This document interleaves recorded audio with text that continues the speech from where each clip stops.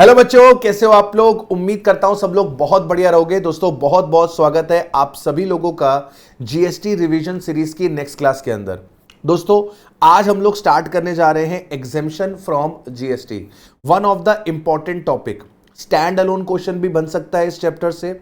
इस चैप्टर से जो पेमेंट ऑफ जीएसटी वाला क्वेश्चन आता है उसके एडजस्टमेंट्स में भी आपको एग्जेम्पशन दिखाई दे सकती है। तो ये चैप्टर अपने आप में बहुत ही ज्यादा इंपॉर्टेंट है, राइट। केस बेस का जो क्वेश्चन आएगा उसमें भी एग्जेम्पशन हो सकती है। So you have to make sure कि आप इस चैप्टर को अच्छे से करके जा रहे हैं। सेकेंड चीज, सर बहुत सारी एग्जेम्पशंस हैं, तो क्या हमें सारी एग्जेम्पशंस वैसे ही रटनी है जैसे गिवन है? तो it is next to impossible. कोई भी स्टूडेंट सारी की सारी एग्जेम्पशन नहीं कर सकता, हो ही नहीं सकता। लेकिन जितनी भी इंपॉर्टेंट एग्जेम्पशंस हैं जिनसे एग्जाम में क्वेश्चंस बनते हैं उनको हम लोग बहुत ही अच्छे तरीके से करेंगे, राइट। बिल्कुल बढ़िया तरीके से इस सेशन के अंदर हम उन टॉपिक्स को टेकअप करते हुए चलेंगे, राइट। अब मैं चैप्टर का रिवीजन स्टार्ट करूं उससे पहले एक छोटी सी क्लैरिटी देना चाहता हूं कि जैसे हमने इनकम टैक्स का एमसीक्यू सेशन किया था, इनकम टैक्स के प्रैक्टिस सेशन करे थे, वैसे ही हम जीएसटी में भी करेंगे। बस फर्क इतना रहेगा कि पहले जीएसटी के वन शॉट रिवीजन्स कंप्लीट करे जाएंगे और उसके बाद इनके प्रैक्टिस सेशन और एमसीक्यूज आप लोग को करवाए जाएंगे, राइट। तो पहले हम लोग पूरे के पूरे वन शॉट रिवीजन्स कंप्लीट कर लेंगे। मुश्किल से आई थिंक 5 या 6 अक्टूबर तक ये सारा का सारा जीएसटी हमारा कंप्लीट हो जाएगा। जो भी रिमेनिंग टॉपिक्स है वो भी हम लोग कर लेंगे और उसके बाद अगला जो हफ्ता रहेगा 6 तारीख के बाद का, उसके अंदर हम लोग एमसीक्यूज करेंगे, प्रैक्टिस सेशंस करेंगे, जिससे आपका एक बार और रिवीजन हो जाएगा। तो आपका मल्टीपल रिवीजन कवर हो जाएगा जीएसटी का, जिससे आप लोग को हेल्प हो जाएगी, राइट। तो आप टेंशन मत लो, वो मेरी जिम्मेदारी है, वो मैं आप लोग को करा दूंगा। चलिए अब स्टार्ट करते हैं विद एग्जेम्पशन फ्रॉम जीएसटी। हमारे पास सेक्शन 2 सब सेक्शन 47 है। ये जो सेक्शन है ये एग्जेम्प्ट सप्लाई को डिफाइन करता है कि सर एग्जेम्प्ट सप्लाई में क्या क्या आता है। तो ये ऑलरेडी मैं आपको बता चुका हूं कि एग्जेम्प्ट सप्लाई के डेफिनेशन में 3 चीजें कवर होती हैं। एक निल रेटेड, वो जिसपे जीएसटी निल रेट से अप्लाई होता है। सर वो जो होली एग्जेम्प्ट है, सरकार एग्जेम्पशन नोटिफिकेशन इशू करके जीएसटी होली एग्जेम्प्ट कर देती है। और तीसरी आपकी जो नॉन टैक्सेबल सप्लाई है, नॉन टैक्सेबल सप्लाई में आपके पास 2 चीजें कवर होती है। एक आपका एल्कोहलिक लिकर के ऊपर कभी भी जीएसटी नहीं लगता है। और दूसरा HP man, high speed diesel, petroleum crude, motor spirit, aviation turbine fuel और आपका नेचुरल स्पिरिट्स, राइट। इनके ऊपर आपका जीएसटी नहीं लगता। तो 3 चीजें एग्जेम्प्ट सप्लाई के अंदर आ गई, निल रेटेड, होली एग्जेम्प्ट और non taxable supply. Non taxable supply क्या होती है? सर वो सप्लाई जिसके ऊपर जीएसटी लगता ही नहीं है, ना ही CGST, SGST, UTGST, IGST. Sir कौन कौन सी चीजें आती हैं बता दिया मैंने, एल्कोहलिक लिकर और एचपी मैन, ये आपके लिए नॉन टैक्सेबल सप्लाई है। सेक्शन नंबर 11 जो है जीएसटी का, उसके अंदर गवर्नमेंट के पास पावर है कि सर वो जीएसटी को एग्जेम्प्ट कर सकती है। गवर्नमेंट के पास पावर है वो पूरा का पूरा टैक्स एग्जेम्प्ट कर सकती है। गवर्नमेंट के पास पावर है वो part of the tax exempt कर सकती है। फॉर एग्जांपल कोई सप्लाई है, उस पे मान लो 18% का जीएसटी लगता है, तो गवर्नमेंट के पास पावर है कि ये पूरा का पूरा एग्जेम्प्ट कर सकती है। वो इसे 100% एग्जेम्प्ट कर सकती है। 100% एग्जेम्प्ट कर देगी, कुछ नहीं देना पड़ेगा। गवर्नमेंट के पास पावर है वो इसे पार्टली एग्जेम्प्ट कर सकती है। गवर्नमेंट ने कहा कि सर इसमें से हम आपका 50% एग्जेम्प्ट कर रहे हैं। सरकार ने कहा कि हम इसमें से 50% एग्जेम्प्ट कर रहे हैं, यानी कि आपको इस केस में 9% का जीएसटी पे करके चलना पड़ेगा। सर गवर्नमेंट जो एग्जेम्पशन लेकर आती है वो 2 तरीके से लाती है, एक एब्सोल्यूट और एक कंडीशनल। एब्सोल्यूट क्या होता है कि सर कोई भी कंडीशन नहीं है, अनकंडीशनल एग्जेम्पशन होती है। सरकार का मन है, सरकार ने कहा कि 100% आपका जीएसटी एग्जेम्प्ट है, कोई कंडीशन नहीं, छोड़ दिया सर कंडीशनल एग्जेम्पशन ला सकती है। कंडीशनल एग्जेम्पशन क्या हुई कि सर सब्जेक्ट टू कंडीशन है, अगर आप कंडीशंस पूरी करोगे तभी एग्जेम्पशन मिलेगी, अदरवाइज आपको एग्जेम्पशन नहीं मिलेगी। ठीक है, तो 2 तरीके हैं। अब सर गुड्स के ऊपर भी एग्जेम्पशन मिलती है और सर्विसेज के ऊपर भी एग्जेम्पशन मिलती है। मतलब सरकार ने कुछ गुड्स को भी एग्जेम्प्ट कर रखा है जीएसटी से, जैसे आपका आटा हो गया, दाल हो गया, चावल हो गया, जो खुले में मिलता है आपको, उनके ऊपर जीएसटी नहीं लगता। लेकिन जो पैक्ड फॉर्म में आता है उस पर लगता है। तो जो खुले में आप गुड्स वगैरह खरीदते हो, आटा, दाल, चावल, चीनी, इन पे जीएसटी नहीं लगती। सर आप जो एग्रीकल्चरल प्रोड्यूस खरीदते हो उसके ऊपर जीएसटी आपकी एप्लीकेबल नहीं होती, एग्जेम्प्ट कर रखी है। लेकिन गुड्स का एग्जेम्पशन हमारे सिलेबस में नहीं है। हमारे सिलेबस में केवल सर्विसेज का सिलेबस है, मतलब हमें केवल सर्विसेज की एग्जेम्पशन पढ़नी है, राइट। अब जैसे कि मैंने आपको बोला कि लिस्ट बड़ी लंबी चौड़ी है, लिस्ट बड़ी लंबी चौड़ी है, तो क्या सारी की सारी सर्विसेज करनी है? नहीं, जितनी भी इंपॉर्टेंट है उनको हम अच्छे से करके चलेंगे और बाकियों को जस्ट एक बार रीड कर लेंगे, सो दैट कि सर अगर बुरा वक्त चल रहा हो और उनमें से आ जाए तो हम उसको कम से कम अटेम्प्ट कर पाए। लेकिन जितनी मैं आपको इस सेशन के अंदर रिवाइज कराने वाला हूं, you have to promise me कि उनको आप अच्छे से करके चलोगे। हाँ जी सर, हम प्रॉमिस करते हैं आपसे, हम बहुत ही अच्छे तरीके से वो एग्जेम्पशन करके जाएंगे। राजा बेटा हो तुम बेटा। आओ स्टार्ट करते हैं। सबसे पहला point, services related to charitable and religious activity. Most important services related to charitable और रिलीजियस एक्टिविटी। चैरिटेबल और रिलीजियस एक्टिविटी से जुड़ी हुई सर्विसेज पे सरकार ने एग्जेम्पशन दे रखी है। पहला पॉइंट इसका कहता है services bye an entity registered under section 12A of the income tax act. कह रहा है कोई भी एंटिटी जो रजिस्टर्ड है अंडर सेक्शन 12AA और AB of the income tax act. ये कौन से सेक्शन है सर? ये चैरिटेबल इंस्टीट्यूशन के सेक्शन है। आप अगर कोई चैरिटी का काम करते हो, आपने कोई चैरिटेबल इंस्टीट्यूट खोला है, तो उसको आपको इनकम टैक्स में रजिस्टर करवाना होता है और फिर चैरिटेबल इंस्टीट्यूट जो भी इनकम कमाते हैं उस इनकम को एग्जेम्प्ट कर दिया जाता है। तो अगर आपकी इनकम एग्जेम्प्ट है अंडर इनकम टैक्स एक्ट, वो कैसे एग्जेम्प्ट होगी? जब आप अपने आप को इस सेक्शन में रजिस्टर करवाओगे 12AA और AB में। तो अगर आप इनकम टैक्स एक्ट में 12AA और AB में रजिस्टर्ड हो तो उस केस में आपकी सर्विसेज पे लगने वाला जीएसटी भी एग्जेम्प्ट हो जाएगा। Services by the registered person which is registered under section 12AA और AB of the income tax act by way of charitable activity. आप क्या कर रहे हो? चैरिटेबल एक्टिविटी कर रहे हो। तो अगर कोई चैरिटेबल इंस्टीट्यूशन चैरिटेबल एक्टिविटी करता है और उस चैरिटेबल एक्टिविटी के लिए वो कोई भी पैसा चार्ज करता है, उसके ऊपर कोई भी जीएसटी आपका एप्लीकेबल नहीं होगा। सर अगर हम चैरिटेबल एक्टिविटी कर रहे हैं तो पैसा क्यों चार्ज करते हैं? नॉमिनल सा अमाउंट चार्ज करते हैं ताकि हम ये सेवा कंटिन्यू कर सके। जैसे चैरिटेबल हॉस्पिटल्स होते हैं, वो बहुत नॉमिनल सा अमाउंट चार्ज करते हैं। वो क्यों चार्ज करते हैं?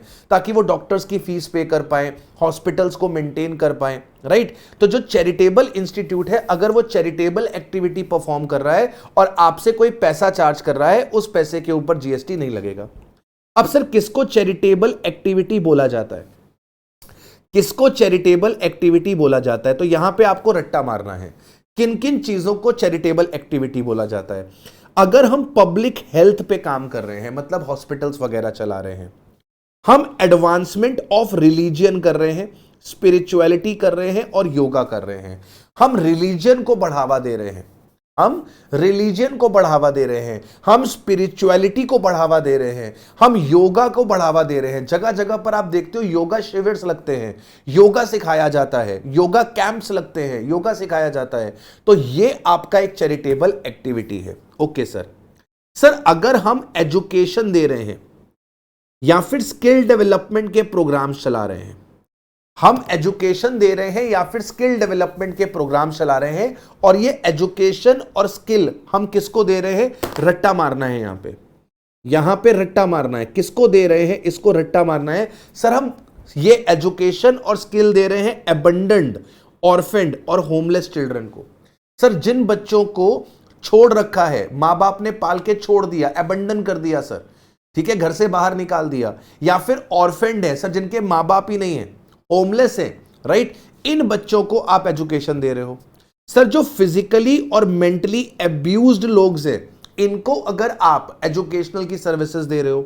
सर जो प्रिजनर्स हैं, सर कैदी हैं, जो जेल में बैठे हुए हैं लोग, इनको आप एजुकेशन दे रहे हो, या फिर किसी भी ऐसे पर्सन को जिसकी एज 65 ईयर से ज्यादा है और रूरल एरिया में रहता है। इंपॉर्टेंट है, जिसकी एज 65 ईयर से ज्यादा है और ये रूरल एरिया में रहता है, तो सर इसको अगर आप एजुकेशन दोगे, ये एजुकेशन भी आपकी एग्जेम्प्ट हो जाएगी। इसके अलावा अगर आप एनवायरमेंट को प्रिजर्व करने का काम करते हो तो ये भी चैरिटेबल एक्टिविटी है। एनवायरमेंट को प्रिजर्व करने का काम करते हो तो ये भी चैरिटेबल एक्टिविटी है। तो 4 चीजें आपके पास चैरिटेबल एक्टिविटी में आती है: public health, advancement of religion, spirituality, yoga, advancement of education and skill development to abandoned orphaned homeless children, physically mentally abused traumatized person, prisoners or a person over the age of 65 years in a rural area and the preservation of environment। ये 4 चीजें जो है वो आपकी charitable activity में आती है। तो कोई भी एंटिटी अगर इनकम टैक्स एक्ट में रजिस्टर्ड है अंडर सेक्शन 12AA और AB और वो चैरिटेबल एक्टिविटीज परफॉर्म कर रही है तो उसके ऊपर जीएसटी नहीं लगेगी। कोई भी पर्सन अगर कंडक्ट कर रहा है रिलीजियस सेरेमनी, कोई भी person, services by a person, कोई भी व्यक्ति अगर सर्विस दे रहा है of a conduct of religious ceremony, sir शादी करवा रहा है पंडित जी शादी करवा रहे हैं, किसी मंदिर में शादी हो रही है, किसी गुरुद्वारे में शादी हो रही है, तो ये क्या है? Conduct of religious ceremony. तो जब गुरुद्वारे में शादी होती है तो हमें गुरुद्वारे को कुछ फीस देनी पड़ती है।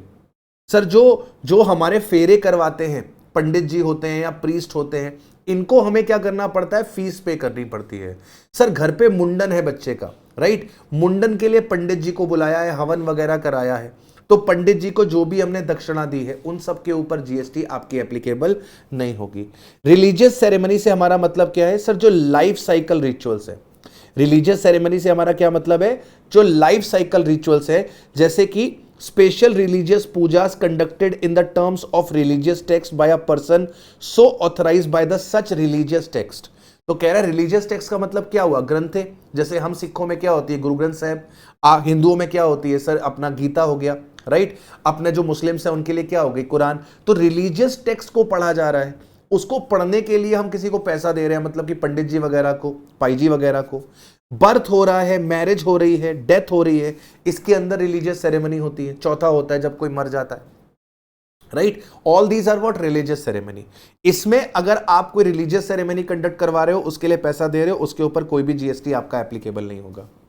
अगर आप रेंटिंग कर रहे हो रिलीजियस प्लेस की पर्सनेट्स को, रिलीजियस प्लेस के पर्सनेट्स की रेंटिंग हो रही है, जैसे गुरुद्वारे में कमरा किराए पे मिल रहा है, गुरुद्वारे का कोई हॉल है वो किराए पर मिल रहा है, गुरुद्वारे के बाहर कोई शॉप्स है वो किराए पर उठ रही हैं। सेम गोज विद मंदिर, सेम गोज विद मस्जिद, राइट।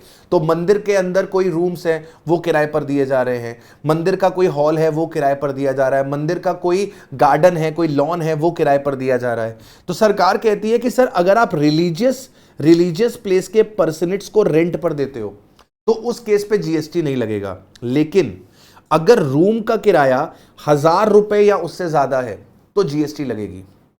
अगर हॉल, लॉन जो आपने किराए पर दिया, अगर उसका कम्युनिटी हॉल, ओपन एरिया, अगर ये आपने किराए पर दिया और ये 10,000 रुपए या उससे ज्यादा है तो जीएसटी लगेगी।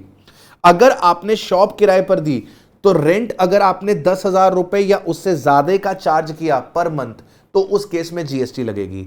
यानी कि अगर रूम का rent up to 999 per day है तो ये एग्जेम्प्ट है। अगर आपका ओपन हॉल, कल्याण मंडप, ओपन एरिया, इसका 9,999 पर डे है तो ये एग्जेम्प्ट है।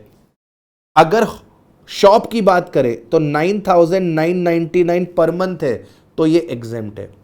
10,000 या उससे ज्यादा है तो टैक्सेबल है, 10,000 से नीचे है तो ये आपका एग्जेम्प्ट है। इसके बाद आता है services by specified organization in respect of religious pilgrimage. Religious pilgrimage क्या होता है? क्या बोलते हैं हम लोग उसको, कि हम लोग मंदिर जा रहे हैं, क्या बोलते हैं? बहुत बढ़िया वर्ड था, मेरे दिमाग में नहीं आ रहा इस वक्त।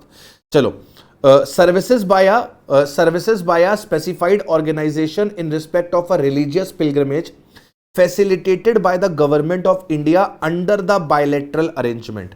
तो कह रहा है कि सर रिलीजियस पिलग्रिमेज करवाया है, रिलीजियस पिलग्रिमेज करवाया है स्पेसिफाइड ऑर्गेनाइजेशन ने, और उस स्पेसिफाइड ऑर्गेनाइजेशन का बायलैटरल अरेंजमेंट है गवर्नमेंट ऑफ इंडिया के साथ। मतलब specified organization government of India के साथ मिलकर रिलीजियस पिलग्रिमेज करवा रही है, राइट सर। अगर आपका specified organization government of India के साथ मिलकर रिलीजियस पिलग्रिमेज करवा रही है, जैसे हमारे जो हिंदू भाई बहन हैं उनको कुमाऊं मंडल विकास निगम लिमिटेड, कुमाऊं मंडल विकास निगम लिमिटेड ये सर्विसेज देता है सर, ये एक सर्विसेज देता है इनके हिंदू के रिलीजियस पिलग्रिमेज के लिए, राइट है ना। तो इनका काम क्या है सर, इनका काम है उत्तराखंड के अंदर जितने भी आपके हिंदू के टेंपल्स हैं ये उनकी क्या कराते हैं, यात्रा करवाते हैं सर, दर्शन करवाते हैं, ठीक है। तो इसका काम क्या है सर, इसका काम है सर जो हिंदू श्रद्धालु हैं उनको मंदिरों के दर्शन करवाने का काम है इन लोग का। सिमिलरली हमारे मुस्लिम भाई बहनों के लिए हज कमेटी ऑफ इंडिया या फिर स्टेट हज कमेटी है, यह क्या करवाती है, इनको हज पर लेकर जाती है। इन लोगों का गवर्नमेंट ऑफ इंडिया के साथ टाई अप है। ये जो श्रद्धालु हैं उन लोगों को फीस चार्ज करके यात्रा पर लेकर जाते हैं, और कौन सी यात्रा है सर, ये रिलीजियस पिलग्रिमेज है, मंदिरों में लेके जाते हैं। और ये हज कमेटी का काम क्या है, मुस्लिम भाई बहनों को हज पे लेके जाते हैं। तो कुमाऊं मंडल विकास लिमिटेड और हज कमेटी या फिर स्टेट हज कमेटी जो भी पैसा चार्ज करती है ये रिलीजियस पिलग्रिमेज कराने के लिए, उसके अंदर वो आपका टिकट्स का खर्चा, वो आपके होटल्स वगैरह का खर्चा, आपके साइट सीइंग का खर्चा, ये सारा खर्चा क्या होता है, इंक्लूडेड रहता है। तो इसके ऊपर कोई भी जीएसटी आपका एप्लीकेबल नहीं होगा। इसके बाद आता है services by way of training और कोचिंग। अगर ट्रेनिंग और कोचिंग दी जा रही है, किस रिगार्ड में, ट्रेनिंग और coaching in recreational activity relating to art culture, तो सर अगर ट्रेनिंग और कोचिंग दी जा रही है किसी आर्ट को लेकर, किसी कल्चर को लेकर, और ये ट्रेनिंग कौन दे रहा है, इंडिविजुअल दे रहा है। अगर आर्ट से रिलेटेड, कल्चर से रिलेटेड ट्रेनिंग दी जा रही है, कोचिंग दी जा रही है, किसी भी आर्ट, हो सकता है कथक सिखाया जा रहा हो, कुचिपुड़ी सिखाया जा रहा हो, तो अगर आर्ट से रिलेटेड, कल्चर से रिलेटेड कोई भी कोचिंग और ट्रेनिंग दे रहा है इंडिविजुअल, उसके ऊपर जीएसटी नहीं लगेगी। अगर ट्रेनिंग और कोचिंग चल रही है स्पोर्ट्स से रिलेटेड, और ये ट्रेनिंग कौन दे रहा है, कोई भी चैरिटेबल एंटिटी जो कि रजिस्टर्ड है अंडर सेक्शन 12AA और AB of the income tax act, तो इसके ऊपर जीएसटी आपका एप्लीकेबल नहीं होगा। अगर कोई व्यक्ति ट्रेनिंग और कोचिंग दे रहा है आर्ट की, कल्चर की, और वो इंडिविजुअल है, तो उस पर जीएसटी नहीं लगेगी। मतलब अगर कोई इंडिविजुअल स्पोर्ट्स की ट्रेनिंग दे रहा है, स्पोर्ट्स की कोचिंग दे रहा है, लेट्स से कोई क्रिकेट सिखा रहा है, कोई इंडिविजुअल क्रिकेट सिखा रहा है, तो वो आपका टैक्सेबल होगा, वो आपका एग्जेम्प्ट नहीं है। इंडिविजुअल के लिए क्या एग्जेम्प्ट है, आर्ट और कल्चर। अगर कोई इंडिविजुअल कोचिंग दे रहा है, ट्रेनिंग दे रहा है आर्ट से रिलेटेड, कल्चर से रिलेटेड, तब तो एग्जेम्पशन मिलेगी। लेकिन इंडिविजुअल आर्ट और कल्चर के अलावा किसी चीज की ट्रेनिंग और कोचिंग दे रहा है तो जीएसटी आपका एप्लीकेबल होगा। सिमिलरली अगर मैं बात करूं ट्रेनिंग और coaching by the charitable entity, अगर चैरिटेबल एंटिटी स्पोर्ट्स से रिलेटेड ट्रेनिंग और कोचिंग दे रही होगी तो उस केस में जीएसटी आपका एप्लीकेबल नहीं होने वाला है। इसके बाद अगला पॉइंट निकल कर आता है एग्रीकल्चर रिलेटेड सर्विसेज। ये भी इंपॉर्टेंट है और यहां पर भी रटने के लिए आपके पास काफी कुछ है, ठीक है। इसको आपको 2 से 3 बारी अच्छी तरीके से रीड करना है, 2 से 3 बारी इसको अच्छी तरीके से रीड करना है। एग्रीकल्चर से जुड़ी हुई सर्विसेज को एग्जेम्प्ट किया गया है। तो सबसे पहले सरकार कहती है कि अगर राइस की आप लोडिंग कर रहे हो, अनलोडिंग कर रहे हो, पैकिंग कर रहे हो, स्टोरेज कर रहे हो, वेयर हाउसिंग कर रहे हो, राइस से जुड़ा हुआ कार्यक्रम चल रहा है, loading, unloading, packing, storage, warehousing, तो उसके ऊपर जीएसटी आपकी एप्लीकेबल नहीं होगी। अगर आप माइनर फॉरेस्ट प्रोड्यूस की वेयर हाउसिंग करते हो जीएसटी एप्लीकेबल नहीं होगी। अगर आप agricultural produce rice, cereals, pulses, fruits, vegetables, मतलब खाद्य पदार्थ, agricultural produce rice, cereals, pulses, fruits, vegetable, अगर इनकी स्टोरेज और वेयर हाउसिंग करते हो, जीएसटी आपकी एप्लीकेबल नहीं होगी। Services relating to cultivation of plants, अगर आप प्लांट का कल्टीवेशन करते हो, रियरिंग करते हो all life forms of animals, जैसे आपका डेयरी फार्म है, वहां पे काऊ और बफेलो की रियरिंग करी जाती है। Rearing of all life forms of animal except rearing of horses, बड़ा इंपॉर्टेंट है। हॉर्सेस की अगर रियरिंग हो रही है, मतलब स्टड फार्म चल रहा है, तो स्टड फार्म की सर्विसेज आपकी जीएसटी में आएंगी। रियरिंग ऑफ हॉर्सेस से रिलेटेड सर्विसेज जीएसटी में आएंगी। हॉर्सेस के अलावा और कोई एनिमल है, अगर उसकी रियरिंग हो रही है, किसके लिए? एनिमल्स की रियरिंग किसके लिए होती है? फूड के लिए, फाइबर के लिए, फ्यूल के लिए, रॉ मटेरियल के लिए, तो उस केस में वो एग्जेम्प्ट है। तो rearing of all life forms of animal exempt except horses, cultivation of plant is exempt. ठीक है, अच्छा, फिर क्या बोल रहा है?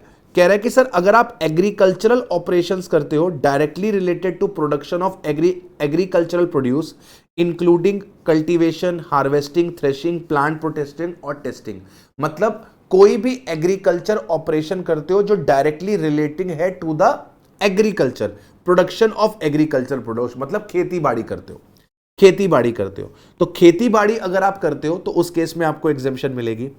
आप फार्म लेबर सप्लाई करते हो, मतलब आप ठेकेदार हो, जहां कहीं पर भी फार्मिंग होनी है वहां पे आप लेबर सप्लाई करने का काम करते हो, तो आपकी लेबर फार्मिंग करती है। ठीक है, आप लेबर के ठेकेदार हो, जिसके पास भी, मान लो आपके पास एग्रीकल्चरल लैंड है और मैं लेबर फार्म का सप्लायर हूं, मेरे पास बहुत सारे लेबर फार्म के एम्प्लॉइज है जो मेरे पास जुड़े हुए हैं।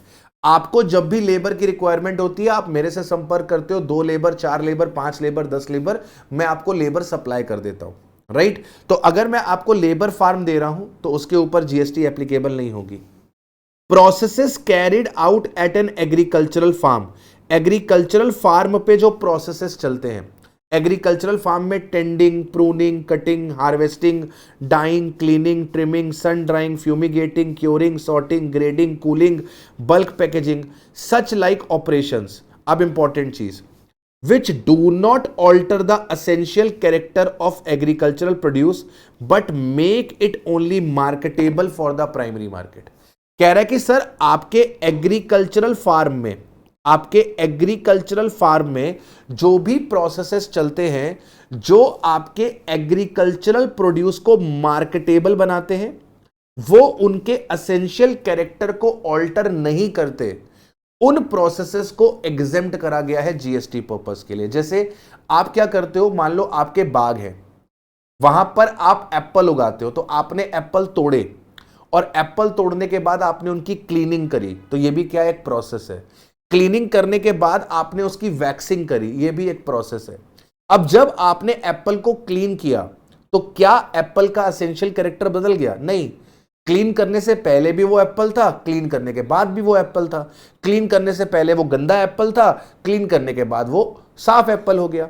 फिर आपने उसकी वैक्सिंग करी, सर वैक्सिंग करने से एप्पल में चमक आ गई, शाइन आ गई, तो पहले वो चमकता नहीं था, बाद में वो चमकने लगा, लेकिन एप्पल तो एप्पल रहा। तो कह रहा है कि एग्रीकल्चरल फार्म में कोई भी ऑपरेशन हो रहा है, ये सब उसके नाम दिए हुए हैं, इनको आपको रटना नहीं है, सिर्फ रीड कर लेना है। Tending, pruning, cutting, harvesting, dying, cleaning, trimming, drying, fumigating, curing, sorting, grading, cooling, bulk packaging, ये सारे ऑपरेशंस एग्जेम्प्ट हो जाएंगे, इनके ऊपर जीएसटी एप्लीकेबल नहीं होगी, बशर्ते जो एसेंशियल कैरेक्टर है वो चेंज नहीं होना चाहिए। इसके बाद अगला पॉइंट आता है रेंटिंग और लीजिंग ऑफ एग्रो मशीनरी। अगर आपने एग्रीकल्चर से रिलेटेड जो मशीनरीज हैं उनको अगर आपने किराए पे दिया, ट्रैक्टर वगैरह, अगर आपने वेकेंट लैंड जिस पे खेती बाड़ी होती है उसको किराए पर दिया, उस पे भी जीएसटी नहीं लगेगी। Loading, unloading, packing, storage of agricultural produce, ये तो मैंने बता दिया। एग्रीकल्चर एक्सटेंशन सर्विसेज, ये क्या होता है सर? जिससे आप अपने लैंड की एफिशिएंसी बढ़ा सकते हो, ऐसी सर्विसेज आपको दी गई। आपको ऐसी ट्रेनिंग दी गई जिससे आपको खेती बाड़ी को कैसे एफिशिएंटली किया जाता है ये सिखाया गया। तो ये हो गया एग्रीकल्चर एक्सटेंशन सर्विसेज, इनके ऊपर कोई भी जीएसटी नहीं लगेगा। Sir services by agricultural produce marketing committee और द बोर्ड और the service provided by the commission agent for the sale और purchase of agriculture produce. Farmer अपना प्रोड्यूस सीधे मार्केट में नहीं बेचता, वो एक कमीशन के थ्रू माल को बेचता है। इसको आड़तिया बोलते हैं। क्या बोलते हैं? आड़तिया। तो ये जो फार्मर होता है अपना माल आड़तिया को बेचता है और आड़तिया ये माल आगे सप्लाई करता है। तो कमीशन एजेंट जो होता है वो माल बेचने की सर्विसेज देता है और बदले में कमीशन चार्ज करता है। तो वो जो कमीशन एजेंट चार्ज कर रहा है एग्रीकल्चरल प्रोड्यूस को बेचने के लिए, उसके ऊपर जीएसटी आपकी एप्लीकेबल नहीं होगी। ठीक है। इसके बाद आता है carrying out of an intermediate production process as a job work in relation to cultivation of plant, rearing of all life forms of animal. तो अगर आप कोई इंटरमीडिएट प्रोडक्शन प्रोसेसेस चला रहे हो, ठीक है, तो वो आपके एग्जेम्प्ट हो जाएंगे अगर वो एग्रीकल्चर से रिलेटेड है। Services by way of artificial insemination of life stock. Artificial insemination क्या होता है? सर आर्टिफिशियली प्रेग्नेंट करना फीमेल एनिमल को, आर्टिफिशियली प्रेग्नेंट करना फीमेल एनिमल को, ठीक है। तो जैसे हम आर्टिफिशियली बफेलो को, काऊ को प्रेग्नेंट करते हैं सो दैट कि हम उनका मिल्क निकाल सके, राइट। अच्छा, तो सर ये जो आर्टिफिशियल इंसेमिनेशन है लाइफ स्टॉक का, इसको एग्जेम्प्ट किया हुआ है। लेकिन अगर आप हॉर्सेस का आर्टिफिशियल इंसेमिनेशन करोगे तो इस पे आपका जीएसटी एप्लीकेबल हो जाएगा। ठीक है। जो जो पॉइंट्स इंपॉर्टेंट है वो मैं टिक कर दे रहा हूं। एग्रीकल्चर ऑपरेशन वाला, सप्लाई ऑफ फार्म लेबर वाला, सर कोई भी ऐसा काम जो असेंशियल कैरेक्टर ऑल्टर नहीं करता, ये वाला। इसके बाद रेंटिंग ऑफ मशीन वाला, इसके बाद ये आर्टिफिशियल इंसेमिनेशन वाला, और स्पेशली ये वाला rearing of all life forms of animal except horses. इनको अच्छे से कर लेना। ठीक है। चलिए, अब अगला आता है आपके पास एजुकेशन सर्विस। इसको भी इंपॉर्टेंट मार्क कर दीजिए। एजुकेशन सर्विस कौन दे रहा है सर? एजुकेशन सर्विस कौन दे रहा है? सर एजुकेशन सर्विस दे रहा है एक एजुकेशनल इंस्टीट्यूट। अगर कोई स्कूल, कोई कॉलेज, कोई भी एजुकेशनल इंस्टीट्यूट का मतलब यहां पे जो फुल टाइम एजुकेशन देता है, जो कि रिकॉग्नाइज्ड बाय लॉ है, जो फुल टाइम एजुकेशन देता है, जो कि रिकॉग्नाइज्ड बाय लॉ है। कोई भी प्राइवेट कोचिंग इंस्टीट्यूट इसमें कवर नहीं हो रहा, या कोई भी एरा गैरा नत्थु खेरा एजुकेशनल इंस्टीट्यूट यहां पे कवर नहीं हो रहा। यहां पे वही एजुकेशनल इंस्टीट्यूट कवर हो रहे हैं जो फुल टाइम एजुकेशन देते हैं और रिकॉग्नाइज्ड बाय लॉ हैं। तो कोई भी एजुकेशनल इंस्टीट्यूट अगर अपने फैकल्टी को, अपने स्टूडेंट्स को, अपने स्टाफ मेंबर को सर्विसेज देता है तो वो सर्विसेज एग्जेम्प्ट होती हैं। कोई भी स्कूल, कॉलेज, यूनिवर्सिटी अगर अपने स्टूडेंट्स को, अपने फैकल्टी मेंबर्स को, अपने स्टाफ मेंबर्स को सर्विसेज देता है तो वो सर्विसेज एग्जेम्प्ट होती हैं। कोई भी स्कूल, कोई भी कॉलेज, कोई भी यूनिवर्सिटी, अगर कंडक्ट करवाती है एंट्रेंस एग्जामिनेशन और उसके बदले में पैसा चार्ज करती है अपने बच्चों से in the form of entrance fee, उसके ऊपर कोई भी जीएसटी आपकी एप्लीकेबल नहीं होती। तो जैसे आप लोग भी अभी अपना एग्जामिनेशन फॉर्म भरोगे, आपके एग्जाम आने वाले हैं ना, या भर चुके हैं आप लोग, तो आप लोगों ने अपना जो एग्जामिनेशन फॉर्म भरा है और उसके लिए जो एग्जामिनेशन फीस दी है, उस पे जीएसटी लगती है कि नहीं लगती, जल्दी से मुझे बताना। उस पे जीएसटी लगती है कि नहीं लगती है, जल्दी से मुझे बताना। वैसे बहुत सारे universities, college, schools entrance examination करवाते हैं। मतलब आपको किसी भी स्कूल में अगर एडमिशन लेना है, किसी भी कॉलेज में अगर एडमिशन लेना है, किसी भी यूनिवर्सिटी में अगर आपको एडमिशन लेना है, तो उनका एंट्रेंस एग्जामिनेशन होता है। वो अगर आप क्वालिफाई करते हो तो ही आपको स्कूल कॉलेज में एडमिशन मिलेगा, यूनिवर्सिटी में एडमिशन मिलेगा, अदरवाइज नहीं मिलेगा। तो वो जो एंट्रेंस एग्जामिनेशन होता है उसकी एक एंट्रेंस फी है जो हमको पे करनी पड़ती है। उस एंट्रेंस फीस के ऊपर कोई भी जीएसटी आपका एप्लीकेबल नहीं होता है। ठीक है। अगला पॉइंट आता है टू एन एजुकेशनल इंस्टीट्यूट। अभी हमने क्या पढ़ा था? By educational institute. पहले दो पॉइंट में एजुकेशनल इंस्टीट्यूट सर्विस दे रहा था। पहले 2 पॉइंट में एजुकेशनल इंस्टीट्यूट सर्विस दे रहा था, अब अगले पॉइंट पे हम एजुकेशनल इंस्टीट्यूट को सर्विस देंगे। अगले पॉइंट में हम एजुकेशनल इंस्टीट्यूट को सर्विस देंगे। हम स्कूल कॉलेज यूनिवर्सिटी को सर्विस दे रहे हैं। अगर हम स्कूल कॉलेज यूनिवर्सिटी को अगर सर्विसेज दे रहे हैं ट्रांसपोर्टेशन ऑफ स्टूडेंट की, फैकल्टी की और स्टाफ की, अगर हम ट्रांसपोर्टेशन ऑफ स्टूडेंट की, फैकल्टी की, स्टाफ की सर्विसेज दे रहे हैं तो वो एग्जेम्प्ट हो जाएगी। अगर हम स्कूल कॉलेज को केटरिंग की, including any mid day meal scheme sponsored by the central government, state government और द यूनियन टेरिटरी, मोटी मोटी चीज मिड डे मील याद रखना, अगर हम किसी स्कूल को केटरिंग की सर्विसेज दे रहे हैं तो वो आपकी एग्जेम्प्ट हो जाएंगी। हम किसी स्कूल को सिक्योरिटी और क्लीनिंग और हाउसकीपिंग की सर्विसेज दे रहे हैं तो वो सर्विसेज एग्जेम्प्ट हो जाएंगी। आप जो point number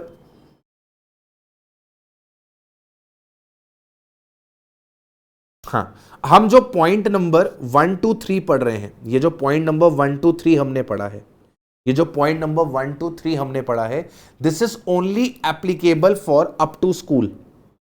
this is only applicable for up to school, मतलब इसमें कॉलेज कवर नहीं होंगे, इसके अंदर यूनिवर्सिटी कवर नहीं होगी। सर नहीं समझे हम, सर हम नहीं समझे, हमें समझाओ। सर हम नादान परिंदे हैं, हमको समझाओ आप क्या कहना चाह रहे हो। मैं तुम्हें ये कहना चाह रहा हूं, मान लो मिस्टर एक्स है, इन्होंने बस किराए पर दी है, बस रेंट पर दी है। किसको?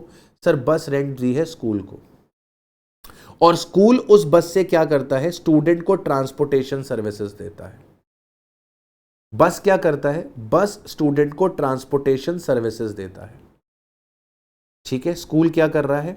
इस बस से अपने स्टूडेंट को ट्रांसपोर्टेशन सर्विसेज देता है। ऑब्वियसली स्टूडेंट स्कूल को इस चीज के लिए कुछ फीस देते होंगे, कोई फीस देते होंगे। सर इसके ऊपर कोई जीएसटी नहीं है, इस ट्रांसपोर्टेशन सर्विसेज के ऊपर कोई भी जीएसटी एप्लीकेबल नहीं होगी। सर ये स्कूल क्या करता होगा? सर ये स्कूल मिस्टर एक्स को इस बस के लिए पैसा देते होंगे, इसके ऊपर भी कोई जीएसटी एप्लीकेबल नहीं है। यहीं पे अगर मैं स्कूल की जगह पर कॉलेज ले आऊं, यूनिवर्सिटी ले आऊं, अगर मैं स्कूल की जगह पे कोई कॉलेज या यूनिवर्सिटी ले आऊं तो क्या होगा? सर ये स्कूल की जगह पर मैं कॉलेज ले आया, ठीक है बेटा, यहां पे आ गया कॉलेज, ठीक है सर।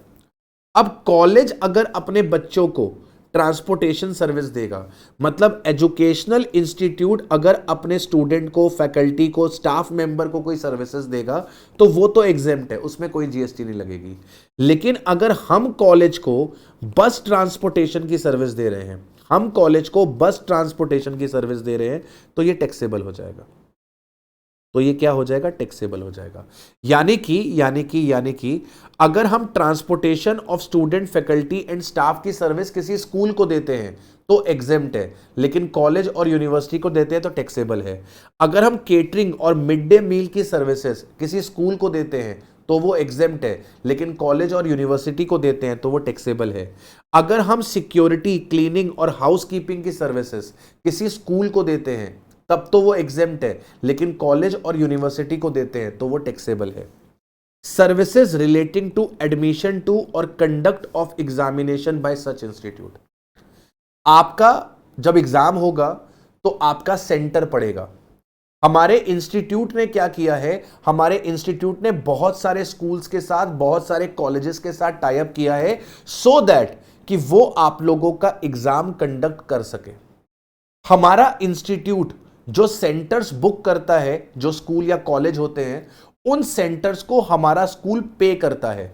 मतलब लेट्स से आपका सेंटर पड़ा एक XYZ स्कूल में, तो XYZ स्कूल हमारे इंस्टीट्यूट को क्या कर रहा है? सर्विस दे रहा है ताकि वो एग्जाम कंडक्ट करवा सके। वो XYZ स्कूल क्या कर रहा है? हमारे इंस्टीट्यूट को सर्विस दे रहा है ताकि हमारा इंस्टीट्यूट क्या कर सके? हमारा इंस्टीट्यूट वहां पर एग्जाम कंडक्ट करा सके। अब बट ऑब्वियस है, हमारे इंस्टीट्यूट ने उस XYZ स्कूल को क्या दिया होगा? फीस पे करा होगा। तो इस फीस पे कोई भी जीएसटी आपकी एप्लीकेबल नहीं होती। इस फीस पे कोई भी जीएसटी आपकी एप्लीकेबल नहीं होती। तो अगर हम किसी एजुकेशनल इंस्टीट्यूट के एग्जाम को कंडक्ट कराने की सर्विसेज दे रहे हैं तो वो सर्विस आपकी एग्जेम्प्ट हो जाएगी।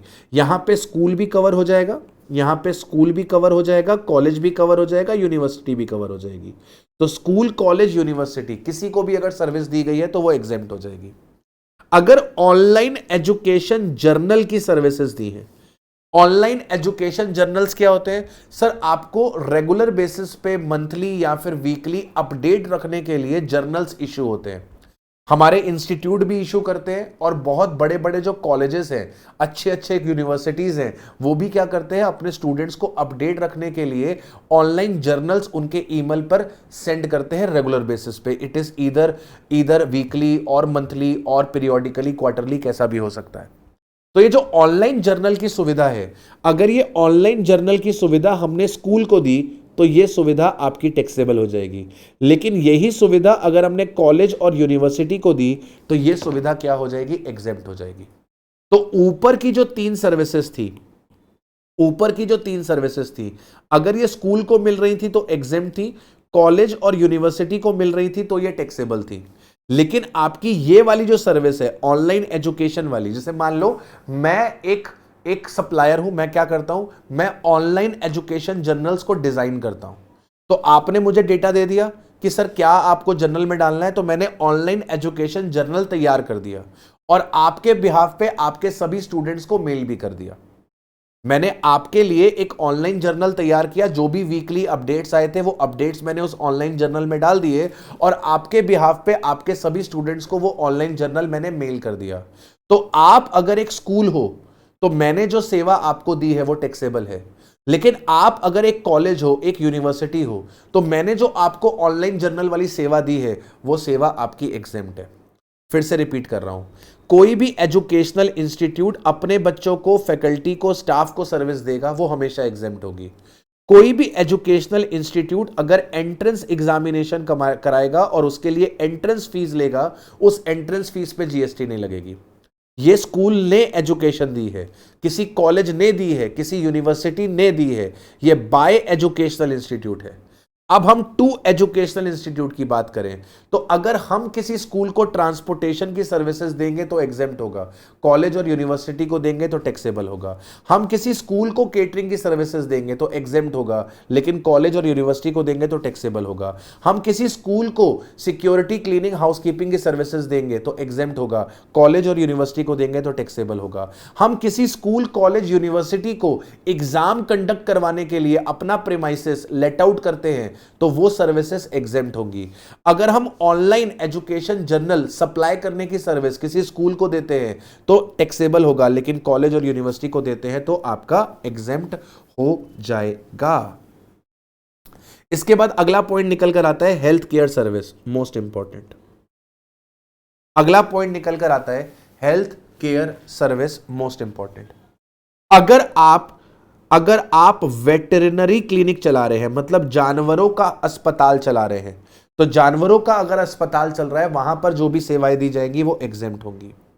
अगर आप एक क्लिनिकल एस्टेब्लिशमेंट चला रहे हो, मतलब आप हॉस्पिटल चला रहे हो, कोई नर्सिंग होम चला रहे हो, कोई प्राइवेट क्लिनिक चला रहे हो, जहां पे ऑथोराइज्ड मेडिकल प्रैक्टिशनर यानी कि डॉक्टर या फिर कोई भी पैरामेडिक्स यानी कि नर्सेस अगर सेवाएं दे रही हैं तो उनकी सेवाएं एग्जेम्प्ट है। तो डॉक्टर की, नर्सेस की, कंपाउंडर की जो सेवाएं हैं जो हम हॉस्पिटल में, नर्सिंग होम्स में, क्लिनिक्स में देते हैं वो आपकी एग्जेम्प्ट है।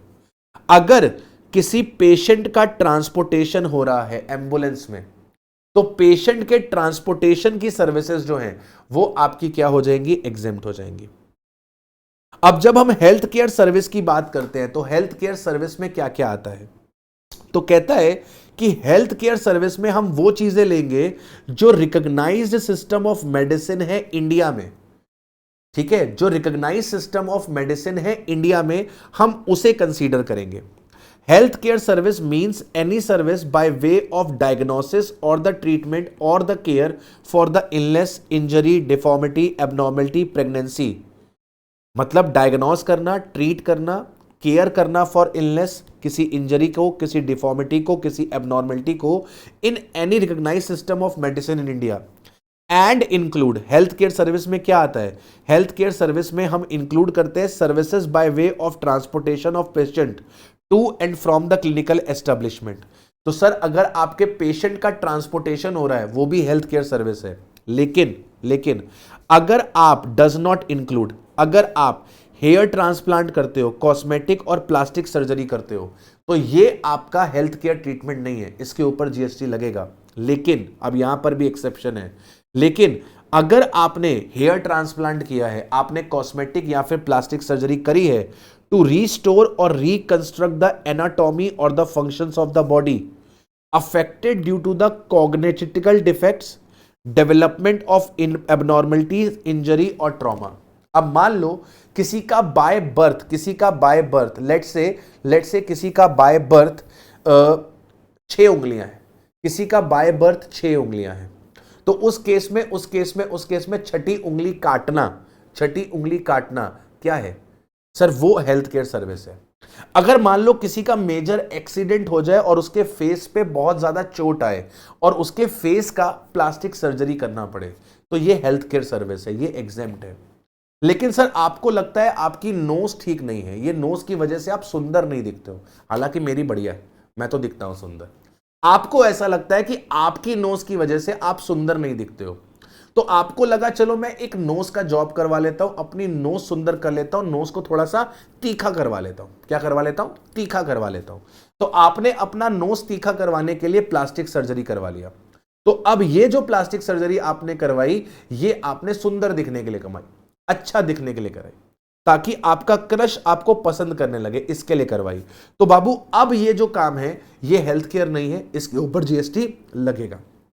ठीक है, अच्छा, रिकॉग्नाइज सिस्टम ऑफ मेडिसिन में क्या क्या आता है ये रट लेना। क्या क्या चीजें रिकॉग्नाइज सिस्टम ऑफ मेडिसिन में आती हैं? सर एलोपैथी आती है, आयुर्वेदा आता है, होम्योपैथी आती है, नेचुरोपैथी आती है, योगा आता है, सिद्धा आता है, यूनानी आती है। इन चीजों को हम रिकॉग्नाइज सिस्टम ऑफ मेडिसिन बोलते हैं। इनके अलावा कोई और अगर आपका सिस्टम ऑफ मेडिसिन है तो उसे हम कंसीडर नहीं करेंगे हेल्थ केयर के अंदर और उस पर जीएसटी लगा देंगे। जैसे रेकी जो है वो रिकॉग्नाइज्ड सिस्टम ऑफ मेडिसिन नहीं है। रेकी में क्या होता है कि हम पेशेंट को टच करके अपने अंदर की जो वाइब्स है, अपने अंदर की जो एनर्जी है वो दूसरे बंदे के पास ट्रांसफर करते हैं। मतलब मेरे अंदर जो पॉजिटिव एनर्जी है वो मैं आपको छू के, आपका हाथ थाम के आपके अंदर ट्रांसफर करूंगा। अब ये एक तरीके का मुझको काला जादू लगता है। ठीक है, तो वैसे ही हमारी सरकार भी कहती है कि नहीं भैया रेकी जो है ये रिकॉग्नाइज सिस्टम ऑफ मेडिसिन नहीं है। तो अगर आप रेकी कर रहे हो तो रेकी पे जीएसटी लगेगी। Reiki means healing technique based on the principle that the therapist can transfer the energy into the patient by the means of touch. तूने छुआ, मैंने छुआ, to activate the natural healing of the process of the patient's body. ठीक है मालिक, okay sir जी, okay. अब यहां पर अगर आप हॉस्पिटल में रूम रेंट पे लेते हो, अगर आप हॉस्पिटल में रूम रेंट पे लेते हो और अगर आपका रूम का किराया एक्सीड नहीं करता 5,000 रुपए को, आपके रूम का किराया एक्सीड नहीं करता 5,000 रुपए को, तो उस केस में आपको एग्जेम्पशन है। लेकिन अगर आपका रेंट एक्सीड करता है 5,000 रुपए को, तो उस केस में एंटायर अमाउंट टैक्सेबल हो जाएगी। तो लेट से अगर आपके रूम का रेंट हॉस्पिटल में 6,000 रुपए का है तो पूरे के पूरे 6,000 पे जीएसटी लगेगी, यानी कि वहां पर कोई भी एग्जेम्पशन नहीं मिलेगी।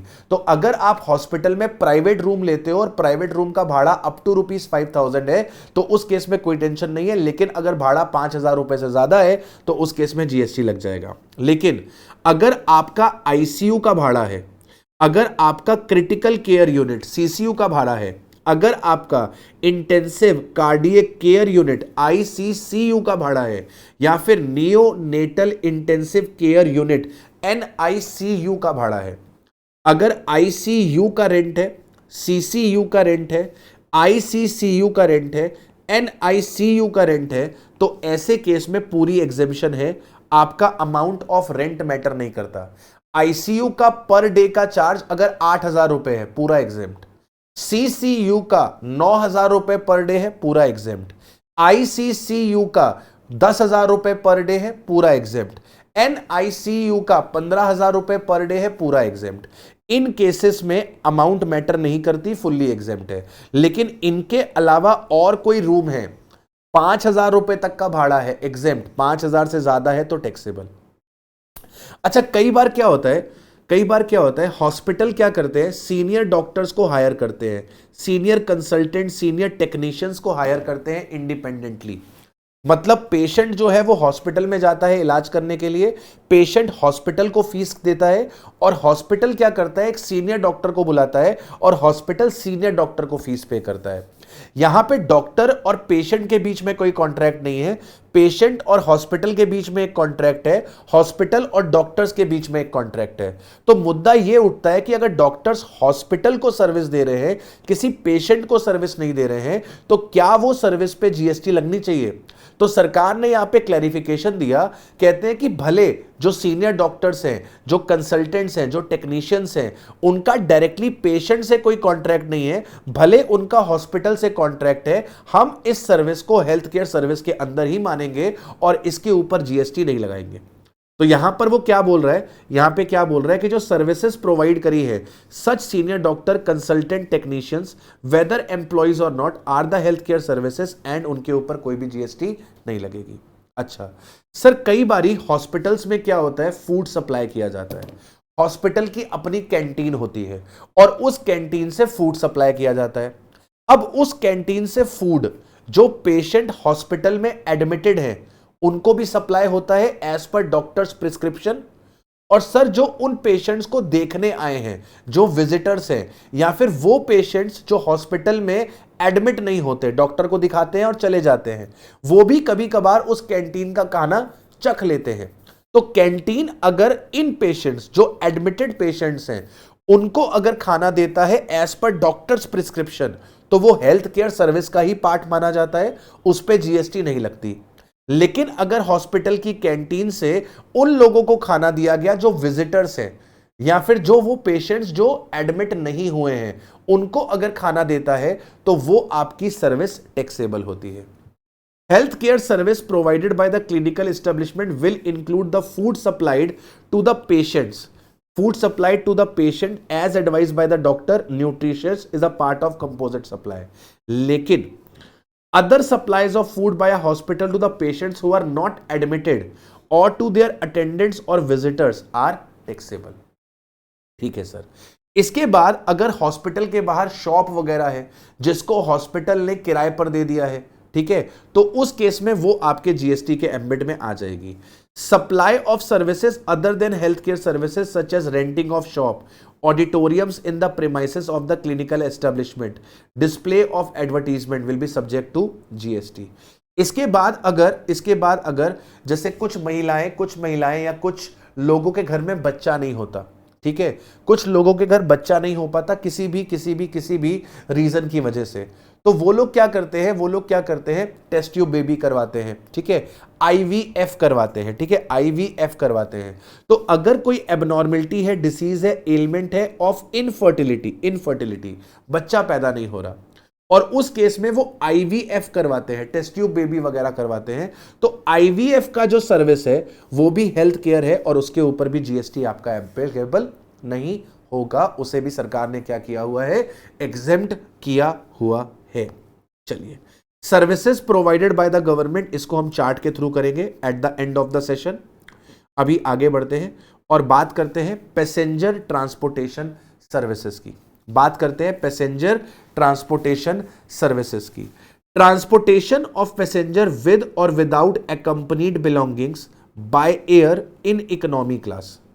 कह रहा है कि सर, अगर आप बाय एयर ट्रेवल कर रहे हो इकोनॉमी क्लास के अंदर, बाय एयर अगर आप ट्रेवल कर रहे हो इकोनॉमी क्लास के अंदर, और आपकी जर्नी बाय एयर वाली जर्नी स्टार्ट हो रही है, एम्बार्क मतलब जहां से आप प्लेन पर चढ़े, या फिर आपकी जर्नी टर्मिनेट हो रही है, खत्म हो रही है, ऐसे एयरपोर्ट पे जो कि लोकेटेड है अरुणाचल प्रदेश में, असम में, मणिपुर में, मेघालय में, मिजोरम में, नागालैंड में, सिक्किम में, त्रिपुरा में, और the Bagdogra located in West Bengal. अगर आपका एयरपोर्ट इन स्टेट्स को बिलोंग करता है, अगर आपका एयरपोर्ट इन स्टेट्स को बिलोंग करता है तो उस केस में जो जर्नी इन एयरपोर्ट से स्टार्ट हो रही है, जो जर्नी इन एयरपोर्ट्स पे टर्मिनेट हो रही है, अगर आपने इकोनॉमी क्लास में सफर किया है तो आपने जो भी फेयर पे करा होगा अपनी एयरलाइन कंपनी को, उस फेयर के ऊपर कोई भी जीएसटी एप्लीकेबल नहीं होगी। अगर आपने नॉन एसी कॉन्ट्रैक्ट कैरेज किया है, नॉन एसी कॉन्ट्रैक्ट कैरेज क्या होता है? जहां पर आप व्हीकल बुक करते हो अपने ट्रैवल पर्पस के लिए, आपने कोई टैक्सी बुक किया, आपने कोई बस बुक किया, नॉन एसी अगर आपने टैक्सी बुक करी, नॉन एसी आपने कैब बुक करी, नॉन एसी अगर आपने बस बुक करी, तो इसके ऊपर जीएसटी नहीं लगेगा। लेकिन अगर आपने रेडियो टैक्सी बुक करी, मतलब ओला उबर, रेडियो टैक्सी क्या होती है सर? मोबाइल ऐप के थ्रू आप उसे अपने घर पे बुला सकते हो। मोबाइल ऐप पर ऑनलाइन आपने बुकिंग करी और आपने उसको अपने घर पे बुला लिया, इसको क्या बोलते हैं? Radio taxi. रेडियो टैक्सी चाहे एसी हो चाहे नॉन एसी हो, रेडियो टैक्सी चाहे एसी हो नॉन एसी हो, वो आपकी टैक्सेबल रहेगी, वहां पर आपको कोई भी एग्जेम्पशन नहीं मिलेगी, ठीक है सर।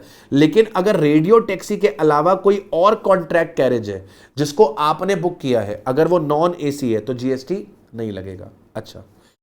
अच्छा, अगर वो non AC contract carriage tourism purpose का है, कंडक्टेड टूर का है, चार्टर और हायर का है, तो उस केस में जीएसटी लगेगा। अगर टूरिज्म पर्पस के लिए है तो उस केस में आपका जीएसटी एप्लीकेबल होगा। Stage carriage other than AC stage carriage क्या होता है सर? जो आपकी गवर्नमेंट बसेस चलती है, जो एक स्टॉप से दूसरे स्टॉप, दूसरे से तीसरे स्टॉप, हर स्टॉप पे रुकती है, कुछ नए पैसेंजर्स चढ़ते हैं, कुछ पुराने पैसेंजर्स उतरते हैं। तो अगर स्टेज कैरेज है और नॉन एसी स्टेज कैरेज है तो जीएसटी नहीं लगेगी, लेकिन एसी स्टेज कैरेज है तो उस केस में आपका जीएसटी एप्लीकेबल होगा। However, nothing contained in item number B and C above, मतलब B and C above, shall apply to the services supplied through the e-commerce operator and notified under subsection 5 of section 9 of the CGST Act। तो इनमें लिखी हुई बातें e commerce operator के ऊपर नहीं लगेंगी। तो मैंने ऑलरेडी बता दिया, अगर ओला उबर की बात करें तो ओला उबर वाले केस में ये टैक्सेबल हो जाएंगी, ओला उबर वाले केस में ये टैक्सेबल हो जाएंगी, ठीक है। इसके बाद आता है services of transportation of passenger with और without accompanied belongings by railway in a class other than first class और द एसी कोच। यानी कि अगर आप इंडियन रेलवेज में स्लीपर क्लास में, भगवान ना करे कभी आपको ट्रैवल करना पड़े, जनरल क्लास में भगवान ना करे कभी आपको ट्रैवल करना पड़े, उस पे जीएसटी नहीं लगता। लेकिन अगर आप रेलवे के एसी कोचेस में ट्रैवल करते हो, चाहे वो फर्स्ट एसी हो, चाहे सेकंड एसी हो, चाहे थर्ड एसी हो, एसी कोचेस में अगर आप ट्रैवल करते हो तो जीएसटी लगेगी। नॉन एसी कोचेस में ट्रैवल करते हो जीएसटी नहीं लगेगी। अगर आप मेट्रो में, मोनो रेल में, ट्रैमवे में ट्रैवल करते हो तो जीएसटी नहीं लगेगी। इनलैंड वाटरवेज पे अगर ट्रैवल करते हो तो जीएसटी नहीं लगेगी। इनलैंड वाटरवेज क्या होता है सर? वो शिप जो आपको सी रूट से एक location from India to another location in India लेकर जाते हैं।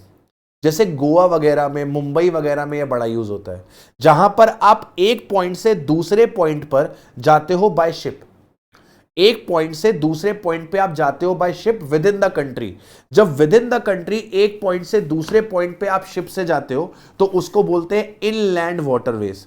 और अगर आप इनलैंड वाटरवेज से ट्रैवल कर रहे हो तो उस केस में जीएसटी नहीं लगेगी। अगर आप पब्लिक ट्रांसपोर्ट का इस्तेमाल कर रहे हो तो उस पर जीएसटी नहीं लगेगी, other than predominantly for tourism purpose. अगर वो टूरिज्म पर्पस के लिए है तो जीएसटी लगेगी। पब्लिक ट्रांसपोर्टेशन कर रहे हो in a vessel between the places located in India, तो वही चीज हो गई। पब्लिक ट्रांसपोर्ट से अगर आप ट्रेवल कर रहे हो in a vessel between the places located in India, तो वेसल का मतलब शिप। शिप से आप कहां जाओगे? सी रूट पे ट्रेवल करोगे। इंडिया के एक सी रूट पॉइंट से इंडिया के दूसरे सी रूट पॉइंट पे आप ट्रेवल कर रहे हो तो उस केस में जीएसटी नहीं लगेगी। लेकिन अगर वो टूरिज्म पर्पस के लिए है, तो जीएसटी लगेगी। तो अगर आप वेसल से एक प्लेस से दूसरी प्लेस ट्रेवल कर रहे हो विद इन इंडिया, वेसल से एक प्लेस से दूसरी प्लेस अगर आप ट्रेवल कर रहे हो विद इन इंडिया, और ये कैसे है बेटा, ये अगर पब्लिक ट्रांसपोर्ट है, ये पब्लिक ट्रांसपोर्ट है, टूरिज्म पर्पस नहीं है, तो ये एग्जेम्प्ट है। लेकिन अगर ये टूरिज्म पर्पस के लिए है, घूमी घूमी के लिए है, घूमी घूमी के लिए है, तो फिर ये आपका टैक्सेबल हो जाएगा। देखो, where such public transport is owned by the private operator, कोई फर्क नहीं पड़ता। Where such public transport is owned by the private operator, private ferries चलती है, फेरीज बोलते हैं इनको, private ferries are used as a means of transport from one island to another in Andaman and Nicobar. Exemption would apply to the tickets purchased for the transportation from one point to another, irrespective of whether the ferry is owned or operated by the private sector. Irrespective whether the ferry is owned or operated by the private sector enterprises or by the government. तो इससे फर्क नहीं पड़ता, इससे फर्क नहीं पड़ता कि वो वेसल किसका है, वो वेसल गवर्नमेंट का है कि वो वेसल प्राइवेटली ओन्ड है, इससे फर्क नहीं पड़ता। ये जो वेसल है, जिस वेसल से पब्लिक का ट्रांसपोर्टेशन हो रहा है between the places located in India, ये वेसल किसका है इससे फर्क नहीं पड़ता। ये वेसल पीएसयू या फिर गवर्नमेंट का है कि ये प्राइवेटली ओन्ड है, इससे फर्क नहीं पड़ता। What is important, public transport होना चाहिए। एक पॉइंट से दूसरे पॉइंट पे ले जाने के लिए हो रहा है तो उस केस में एग्जेम्पशन मिलेगी। लेकिन अगर ये टूरिज्म पर्पस के लिए है, अगर ये टूरिज्म पर्पस के लिए है तो उस केस में ये टैक्सेबल होगा, वहां पर फिर आपको एग्जेम्पशन नहीं मिलेगी। इसी तरीके से अगला पॉइंट आता है, अगर आप मीटर्ड कैब और ऑटो रिक्शास के साथ ट्रेवल कर रहे हो, इंक्लूडिंग ई रिक्शास। मीटर्ड कैब आपने देखा होगा मुंबई में चलती है, जो लोग मीटर से चलते हैं। ऑटो रिक्शास हो गए, ई रिक्शास हो गए, इन पे कोई भी जीएसटी आपकी एप्लीकेबल नहीं होगी। लेकिन अगर ये ओला उबर वाले हैं, अगर ये ओला उबर वाले हैं, आजकल तो ये ओला उबर के साथ भी एसोसिएटेड होते हैं। अगर ये ओला उबर वाले हैं तो उस केस में कोई भी जीएसटी एग्जेम्प्ट नहीं होगी, वो टैक्सेबल होगी। अगर ये सर्विसेज ई कॉमर्स के थ्रू मिली हैं, ओला उबर के थ्रू मिली हैं, तो उस केस में ये आपकी टैक्सेबल हो जाएगी। ठीक है जी एवरीवन। चलिए, इसके बाद इसमें अगला पॉइंट निकल कर आता है आपके पास, hiring of non AC contract carriage by a firm for the transportation of their employees to and from the work. क्या बोल रहा है कि सर मान लीजिए कोई कंपनी है और उस कंपनी ने अपने एम्प्लॉइज को घर से पिक करके ऑफिस लाने के लिए, ऑफिस से वापस घर ड्रॉप करने के लिए एक कॉन्ट्रैक्ट कैरेज किया है, राइट। फॉर एग्जाम्पल लेट से आपकी कैब्स चलती हैं तो उसने आपको अपॉइंट किया है, जहां पर आप क्या करते हो, सुबह एम्प्लॉय को पिक करके ऑफिस लेकर आते हो और शाम को ऑफिस से पिक करके उसे घर पे ड्रॉप करते हो। तो अगर आपने non AC contract carriage provide किया है कंपनी को, तो आप जो भी चार्ज करोगे कंपनी से उस पर जीएसटी नहीं लगेगा। लेकिन अगर आपने एसी कॉन्ट्रैक्ट कैरेज दिया है कंपनी को तो उस केस में जीएसटी एप्लीकेबल होगा। अगर आप पूरा का पूरा कैब कंपनी को दे देते हो कि आप अपनी मर्जी से चलाओ, तो उस केस में एग्जेम्पशन नहीं मिलेगी। एग्जेम्पशन तब मिलेगी जब आप एम्प्लॉय को पिक करके कंपनी लेकर आते हो और कंपनी से वापस उसके घर पे ड्रॉप करते हो, ये रिस्पॉन्सिबिलिटी आपकी है। लेकिन अगर आपने गाड़ी ही कंपनी को दे दी तो उस केस के अंदर आपको एग्जेम्पशन नहीं मिलेगी। अगला आता है goods transportation service. Goods transportation service, अभी हमने पैसेंजर ट्रांसपोर्टेशन सर्विस किया था, अब हम बात कर रहे हैं गुड्स ट्रांसपोर्टेशन सर्विसेज की। गुड्स ट्रांसपोर्टेशन सर्विसेज में क्या कहता है कि सर अगर गुड्स का ट्रांसपोर्टेशन बाय रोड हुआ है, अगर गुड्स का ट्रांसपोर्टेशन बाय रोड हुआ है तो उस पर जीएसटी नहीं लगेगा। लेकिन अगर गुड्स का ट्रांसपोर्टेशन एक जीटीए ने किया है या फिर किसी कुरियर एजेंसी ने किया है तो उस केस में जीएसटी एप्लीकेबल होगा। अगर गुड्स का ट्रांसपोर्टेशन जीटीए ने किया है या फिर कुरियर एजेंसी ने किया है तो उस केस में यह आपका टैक्सेबल होगा। लेकिन जीटीए और कुरियर एजेंसी के अलावा किसी ने किया है तो वहां पर आपका जीएसटी एप्लीकेबल नहीं होगा। ये जीटीए कौन होता है सर? जीटीए वो व्यक्ति होता है जो गुड्स का ट्रांसपोर्टेशन करता है रोड से और कंसाइनमेंट नोट इशू करता है। जीटीए कौन होता है सर? जो गुड्स का ट्रांसपोर्टेशन रोड से करता है और कंसाइनमेंट नोट इशू करता है, फ्रेट बिल इशू करता है। तो अगर फ्रेट बिल इशू हो रहा है तो वो जीटीए है। अब जैसे मान लो आपने रिक्शे से अगर गुड्स का ट्रांसपोर्टेशन किया तो रिक्शे वाला थोड़ा ना आपको कंसाइनमेंट बिल देता है। आपने बैलगाड़ी से माल को ट्रांसपोर्ट किया तो बैलगाड़ी वाला थोड़ा ना आपको कंसाइनमेंट बिल देगा, वो एग्जेम्प्ट है। लेकिन अगर बाय रोड हो रहा है और आपको कंसाइनमेंट बिल इश्यू हो रहा है, आपको फ्रेट बिल मिल रहा है, तो वो व्यक्ति फिर जीटीए है। तो जीटीए की सर्विस के ऊपर जीएसटी एप्लीकेबल होगी। अगर आप इनलैंड वाटरवेज से गुड्स का ट्रांसपोर्टेशन करोगे तो जीएसटी एप्लीकेबल नहीं होगा। मतलब विद इन इंडिया अगर आप सी रूट से एक पॉइंट से दूसरे पॉइंट तक गुड्स का ट्रांसपोर्टेशन कर रहे हो, फॉर एग्जांपल लेट से आप गोवा से चेन्नई गुड्स का ट्रांसपोर्टेशन कर रहे हो सी रूट से, तो उस केस पे जीएसटी एप्लीकेबल नहीं होगा। इसके बाद अगर आपने रेल और वेसल से अगर गुड्स का ट्रांसपोर्टेशन किया है, रेल से और वेसल से गुड्स का ट्रांसपोर्टेशन किया है और वो गुड्स रिलीफ मटेरियल है, सर कहीं पर डिजास्टर आ गया है, कैलामिटी आ गई है, एक्सीडेंट हो गया है, तो वहां पर जो लोग फंसे हुए हैं उनको आपने रिलीफ मटेरियल प्रोवाइड किया है। रेलवे से अगर आपने डिफेंस और मिलिट्री इक्विपमेंट ट्रांसपोर्ट किया है तो एग्जेम्पशन मिल जाएगी। अगर आपने रेलवे से या फिर वेसल से न्यूज़पेपर या फिर मैगजीन्स का ट्रांसपोर्टेशन किया है जो रजिस्ट्रार ऑफ न्यूज़पेपर पे रजिस्टर है, एग्जेम्पशन मिल जाएगी। रेलवे से अगर आपने रेलवे इक्विपमेंट और मटेरियल का ट्रांसपोर्टेशन किया है, एग्जेम्पशन मिल जाएगी। अगर रेलवे से और वेसल से आपने एग्रीकल्चरल प्रोड्यूस का ट्रांसपोर्टेशन किया है, एग्जेम्पशन मिल जाएगी। अगर रेलवे से आपने मिल्क, सॉल्ट, फूड ग्रेन का ट्रांसपोर्टेशन किया है इंक्लूडिंग फ्लावर्स, पल्सेस, राइस, आपको एग्जेम्पशन मिल जाएगी। ऑर्गेनिक मैन्योर का अगर आपने ट्रांसपोर्टेशन किया है तो आपको एग्जेम्पशन मिल जाएगी। सर ये रटना पड़ेगा? हाँ बेटा ये रटना पड़ेगा, ये आपको यहां पर लर्न करके चलना पड़ेगा, राइट। तो अगर आपने ये सात आइटम्स का अगर ट्रांसपोर्टेशन किया है रेल और वेसल में, तो उस केस में आपको एग्जेम्पशन मिल जाएगी। इनके अलावा अगर और कोई गुड्स आपने रेलवे और वेसल से ट्रांसपोर्ट किया है तो वो टैक्सेबल हो जाएगा। अब यही पॉइंट्स एप्लीकेबल हो जाते हैं जीटीए के केस में भी।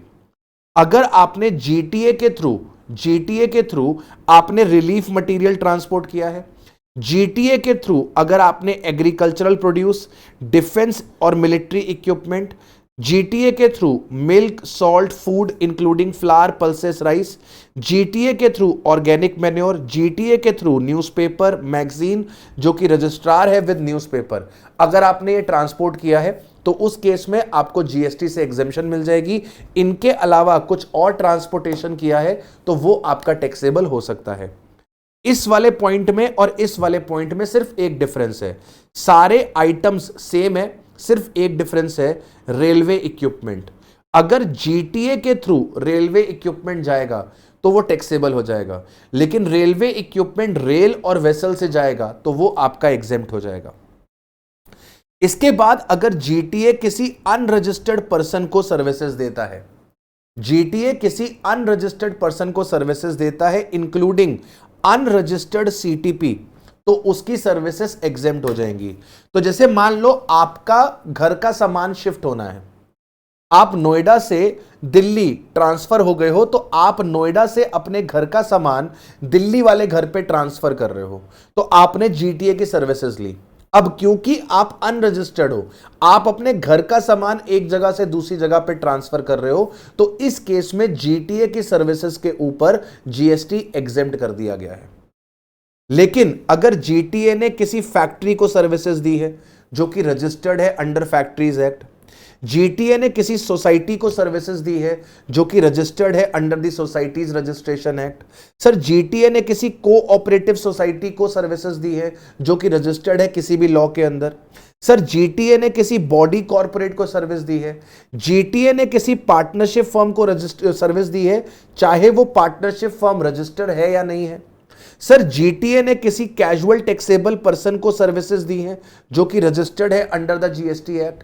तो इस केस में जीएसटी लगेगा रिवर्स चार्ज मैकेनिज्म में। अगर फैक्ट्री को, सोसाइटी को, कोऑपरेटिव सोसाइटी को, बॉडी कॉर्पोरेट को, पार्टनरशिप फर्म को, कैजुअल टैक्सेबल पर्सन जो कि रजिस्टर्ड है, अगर इनको सर्विसेज दी हैं जीटीए ने, तो जीएसटी एप्लीकेबल होती है रिवर्स चार्ज मैकेनिज्म के अंदर।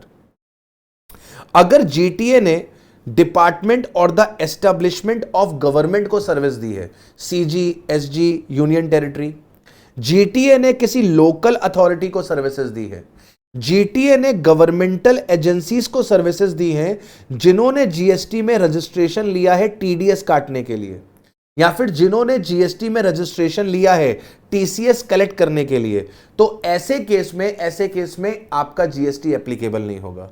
अगर जीटीए सर्विस दे रहा है डिपार्टमेंट और the establishment of government, state government और the union territory, GTA service दे रहा है लोकल अथॉरिटी को, जीटीए सर्विस दे रहा है गवर्नमेंटल एजेंसीज को, तो इस केस में आपका जीएसटी एप्लीकेबल नहीं होगा, ये एग्जेम्प्ट है। अगला आता है बैंकिंग और फाइनेंशियल सर्विसेज। बैंकिंग और फाइनेंशियल सर्विसेज में रिजर्व बैंक ऑफ इंडिया ने जो सर्विसेज दी हैं वो सर्विसेज एग्जेम्प्ट होती हैं। आरबीआई जो सर्विसेज देता है उन सर्विसेज के ऊपर कोई भी जीएसटी एप्लीकेबल नहीं होती।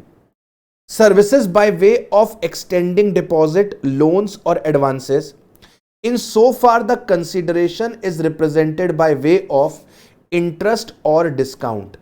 बाय वे ऑफ इंटरेस्ट और डिस्काउंट, बैंक ने आपको लोन दिया, आपको एडवांसेस दिए, या आपने बैंक में पैसा जमा किया, तो इन लोन और एडवांसेस पे जो बैंक ने आपको दिए, इसके बदले में बैंक आपसे इंटरेस्ट चार्ज करती है। आपने बैंक में पैसा जमा किया सेविंग डिपॉजिट में या एफडी के अंदर, तो बैंक आपको इंटरेस्ट देती है। इस इंटरेस्ट के ऊपर कभी भी जीएसटी नहीं लगती।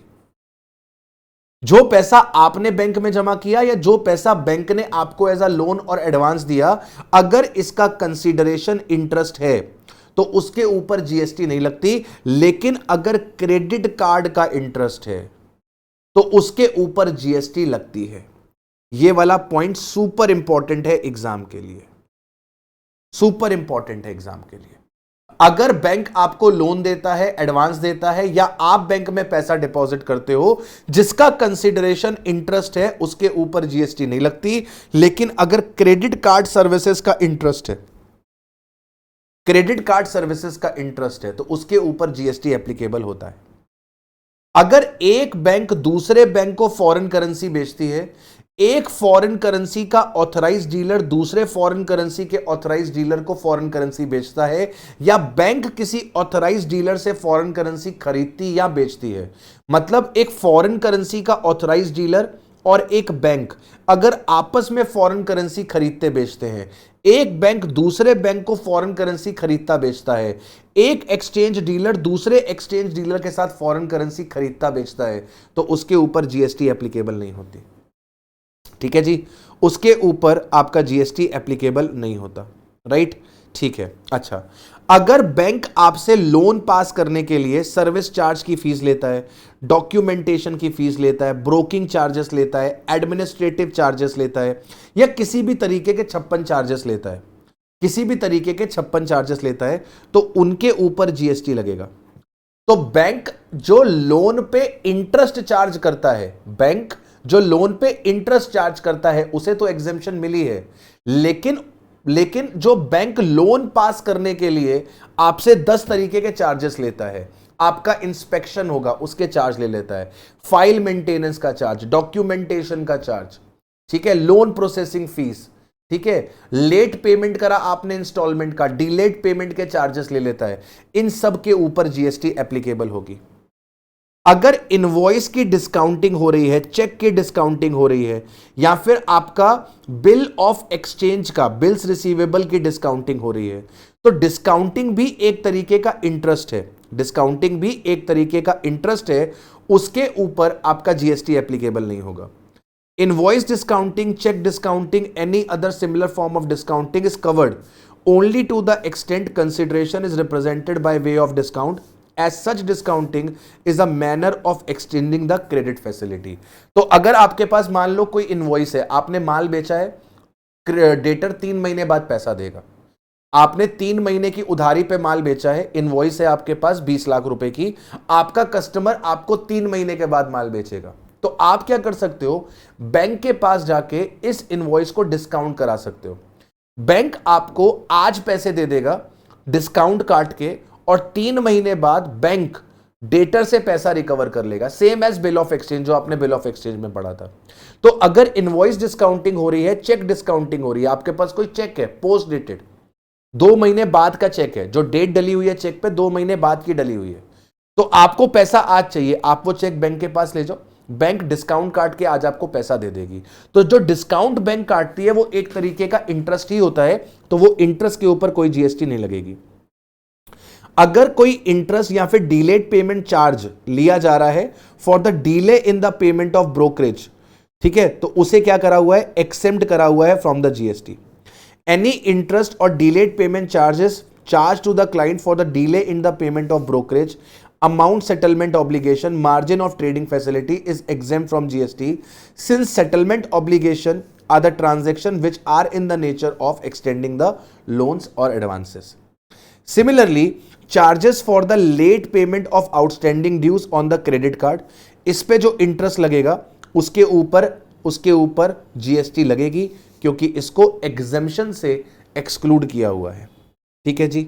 इसके बाद लाइफ इंश्योरेंस वाली सर्विस आप इग्नोर कर सकते हो, services by the specified body आप इग्नोर कर सकते हो, जनरल इंश्योरेंस आप इग्नोर कर सकते हो, पेंशन स्कीम आप इग्नोर कर सकते हो, बिजनेस फैसिलिटेटर और करस्पॉन्डेंट, इसको एक बार आप रीड कर लेना, नॉट सो इंपॉर्टेंट, इसको आप एक बार रीड कर लेना, नॉट सो इंपॉर्टेंट।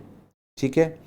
इसके बाद लीगल सर्विसेज पे आ जाओ, इसके बाद लीगल सर्विसेज पे आ जाओ। देखो मैंने पहले ही आपको बोला है कि सारी की सारी एग्जेम्पशन कर पाना is next to impossible, right, कोई नहीं कर सकता है। मुझे अभी पढ़ाने में कोई दिक्कत नहीं, मैं पढ़ा भी दूंगा, लेकिन आप लास्ट मोमेंट पे उसको रिवाइज ही नहीं कर पाओगे, और ये एडवाइजेबल भी नहीं है कि आप सारी की सारी पढ़ो, राइट। आपको केवल वही एग्जेम्पशंस पढ़नी है जो एग्जाम में आ सकती हैं, जो इंपॉर्टेंट है, या फिर जो बिल्कुल लेटेस्ट अमेंडमेंट्स वाली हैं। तो वो सारी चीजें मैं आपको कवर करा के चल रहा हूं, राइट। जिनको मैं इग्नोर करने के लिए बोल रहा हूं उनको आप बिल्कुल इग्नोर कर दो, कोई टेंशन नहीं है। जिनको रीड करने के लिए बोल रहा हूं मेक श्योर कि आप उसे रीड कर रहे हो। अब आता है लीगल सर्विसेज। लीगल सर्विसेज को मोस्ट इंपॉर्टेंट मार्क करेंगे, लीगल सर्विसेज को मोस्ट इंपॉर्टेंट मार्क करेंगे। आर्बिट्रल ट्रिब्यूनल अगर सर्विसेज दे रहा है, आर्बिट्रल ट्रिब्यूनल अगर सर्विसेज दे रहा है किसी नॉन बिजनेस एंटिटी को, other than business entity, exempt है। अगर आर्बिट्रल ट्रिब्यूनल सेंट्रल गवर्नमेंट को, स्टेट गवर्नमेंट को, यूनियन टेरिटरी को, लोकल अथॉरिटी को, गवर्नमेंटल अथॉरिटीज को सर्विसेज दे रहा है, एग्जेम्प्ट है। मतलब आर्बिट्रल ट्रिब्यूनल अगर नॉन बिजनेस एंटिटी को सर्विसेज दे रहा है, एग्जेम्प्ट है। आर्बिट्रल ट्रिब्यूनल अगर गवर्नमेंट को सर्विसेज दे रहा है तो एग्जेम्प्ट है। आर्बिट्रल ट्रिब्यूनल अगर बिजनेस एंटिटी को सर्विसेज दे रहा है तो ये एग्जेम्प्ट होंगी अगर बिजनेस एंटिटी का प्रीसीडिंग फाइनेंशियल ईयर का जो टर्नओवर है वो रजिस्ट्रेशन की थ्रेशोल्ड लिमिट को एक्सीड ना कर रहा हो। मतलब अगर बिजनेस एंटिटी का turnover up to 40 lakh, 20 lakh और 10 lakh as the case may be, अगर बिजनेस एंटिटी का टर्नओवर अप टू 40, 20 और 10 लाख एज द केस में भी है, यस, तो उस केस में आर्बिट्रल ट्रिब्यूनल की सर्विसेज एग्जेम्प्ट हो जाएंगी। और अगर प्रीसीडिंग फाइनेंशियल ईयर का टर्नओवर एक्सीड कर रहा है, दैट इज आपका टर्नओवर एक्सीड कर रहा है 40 लाख को, 20 लाख को और 10 लाख को, अगर आपका टर्नओवर एक्सीड कर रहा है 40 लाख को, 20 लाख को, 10 लाख को, तो उस केस में आर्बिट्रल ट्रिब्यूनल की सर्विसेज टैक्सेबल हो जाएंगी। जब वो नॉन बिजनेस एंटिटी को मिलेंगी फुल्ली एग्जेम्प्ट है, जब वो गवर्नमेंट को मिलेंगी फुल्ली एग्जेम्प्ट है, कोई टेंशन वाली बात नहीं है। लेकिन अगर वो बिजनेस एंटिटी को मिलेंगी तो आपको एग्जेम्पशन तब मिलेगी जब बिजनेस एंटिटी का turnover up to the threshold limit होगा। अगर वो थ्रेशोल्ड लिमिट को एक्सीड कर जाएगा तो आर्बिट्रल ट्रिब्यूनल की सर्विसेज टैक्सेबल हो जाएंगी। ठीक है सर। अब बात करते हैं कि सर अगर फर्म ऑफ एडवोकेट या फिर इंडिविजुअल एडवोकेट अगर लीगल सर्विसेज देता है, पार्टनरशिप फर्म ऑफ एडवोकेट या फिर लीगल सर्विसेज देने वाला एक इंडिविजुअल एडवोकेट है, तो क्या होगा? अगर एक फर्म ऑफ एडवोकेट ने दूसरे फर्म ऑफ एडवोकेट को सर्विस दी, या एक फर्म ऑफ एडवोकेट ने दूसरे एडवोकेट को सर्विस दी, एडवोकेट ने फर्म ऑफ एडवोकेट को सर्विस दी या फिर एडवोकेट ने दूसरे एडवोकेट को सर्विस दी, मतलब ये एडवोकेट एडवोकेट आपस में सर्विसेज दे रहे हैं, तो उस केसेस में आपकी ये सर्विसेज एग्जेम्प्ट है। एडवोकेट एडवोकेट आपस में लीगल सर्विसेज दे रहे हैं तो ये सर्विसेज एग्जेम्प्ट है। अगर इन्होंने किसी नॉन बिजनेस एंटिटी को सर्विसेज दी, एग्जेम्प्ट है। अगर इन्होंने गवर्नमेंट को सर्विसेज दी, एग्जेम्प्ट है। अगर इन्होंने बिजनेस एंटिटी को सर्विसेज दी, बिजनेस एंटिटी को सर्विस दी, तो एग्जेम्पशन तभी मिलेगी जब बिजनेस एंटिटी का turnover up to registration threshold limit तक हो प्रीसीडिंग फाइनेंशियल ईयर का। अगर बिजनेस एंटिटी का टर्नओवर प्रीसीडिंग फाइनेंशियल ईयर का अप टू रजिस्ट्रेशन थ्रेशोल्ड है, तो सर लॉयर की सर्विसेज, एडवोकेट की सर्विसेज एग्जेम्प्ट है। और अगर नहीं एक्सीड कर रहा है प्रीसीडिंग फाइनेंशियल ईयर का टर्नओवर 40 लाख को, 20 लाख को और 10 लाख को, तो उस केस में लॉयर की सर्विसेज टैक्सेबल हो जाएंगी। जब आर्बिट्रल ट्रिब्यूनल की सर्विसेज टैक्सेबल होंगी तो रिवर्स चार्ज मैकेनिज्म लगेगा। सेम इसी तरीके से ये जो पॉइंट मैंने पढ़ाया है ये आर्बिट्रल ट्रिब्यूनल पे भी लगेगा और ये एडवोकेट पे भी लगेगा। और एडवोकेट की सर्विस जब टैक्सेबल होगी तब भी आपका रिवर्स चार्ज मैकेनिज्म ही एप्लीकेबल होगा। तो अगर आर्बिट्रल ट्रिब्यूनल ने या फिर एडवोकेट ने बिजनेस एंटिटी को सर्विस दी और बिजनेस एंटिटी का turnover up to threshold limit है, यस, तो एग्जेम्पशन मिलेगी। और अगर नहीं है तो फिर उस केस में वो टैक्सेबल हो जाएगा। अगर एक सीनियर एडवोकेट ने लीगल सर्विसेज दी हैं, एक सीनियर एडवोकेट ने लीगल सर्विसेज दी हैं किसी नॉन बिजनेस एंटिटी को, एग्जेम्प्ट हो जाएगा। सर सीनियर लॉयर ने अगर सर्विसेज दी है गवर्नमेंट को, एग्जेम्प्ट हो जाएगा। सीनियर लॉयर ने अगर बिजनेस एंटिटी को सर्विसेज दी हैं तो एग्जेम्प्ट हो जाएगा अगर बिजनेस एंटिटी का turnover up to registration limit है तो। अच्छा, अगर एक सीनियर एडवोकेट ने किसी दूसरे फर्म ऑफ एडवोकेट को सर्विस दी, किसी दूसरे फर्म ऑफ एडवोकेट को सर्विस दी या फिर किसी इंडिविजुअल एडवोकेट को सर्विस दी, सीनियर एडवोकेट ने किसी दूसरे फर्म ऑफ एडवोकेट को सर्विस दी, सीनियर एडवोकेट ने किसी दूसरे इंडिविजुअल एडवोकेट को सर्विस दी, तो यहां पर यह सर्विस टैक्सेबल है। और इधर क्या लगता है, इधर लगता है फॉरवर्ड चार्ज मैकेनिज्म। इधर क्या लगेगा, फॉरवर्ड चार्ज मैकेनिज्म। यह सर्विस क्या हो जाएगी, टैक्सेबल हो जाएगी। यह इंपॉर्टेंट पॉइंट है। अगर एक इंडिविजुअल एडवोकेट जो सीनियर एडवोकेट नहीं है, एक इंडिविजुअल एडवोकेट जो कि सीनियर एडवोकेट नहीं है, अगर वो सीनियर एडवोकेट को सर्विस देता है तो ये सर्विस एग्जेम्प्ट है। एक इंडिविजुअल एडवोकेट किसी फर्म ऑफ एडवोकेट को या दूसरे एडवोकेट को सर्विस देता है तो ये सर्विस भी एग्जेम्प्ट है। लेकिन अगर एक सीनियर एडवोकेट दूसरे किसी फर्म ऑफ एडवोकेट को सर्विस देता है, एक सीनियर एडवोकेट दूसरे किसी एडवोकेट को सर्विस देता है, तो यह सर्विस टैक्सेबल है। सीनियर एडवोकेट अगर सर्विसेज देगा तो वो टैक्सेबल होंगी, और अगर other than senior advocate services देगा तो वो एग्जेम्प्ट होंगी। ठीक है सर, ओके ओके जी, ओके। ये स्पॉन्सरशिप वाली सर्विस नॉट सो इंपॉर्टेंट, इसको आप इग्नोर कर सकते हैं।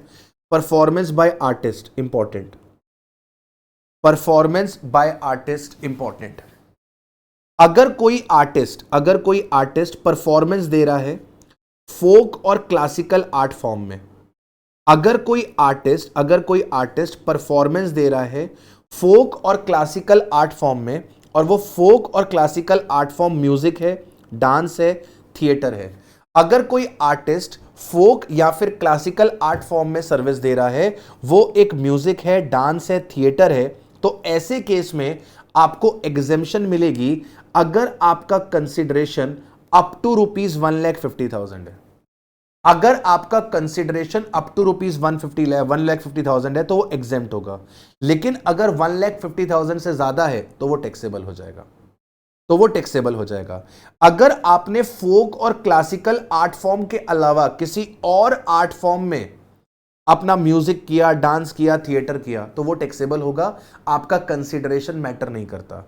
एग्जेम्पशन कब मिलेगी, जब फोक और क्लासिकल आर्ट फॉर्म होगा, और जब कंसिडरेशन अप टू 150 होगी। फोक और क्लासिकल आर्ट फॉर्म और कंसिडरेशन अप टू 150, ये दो चीजें जब पूरी होंगी तो आपका जीएसटी एग्जेम्प्ट हो जाएगा।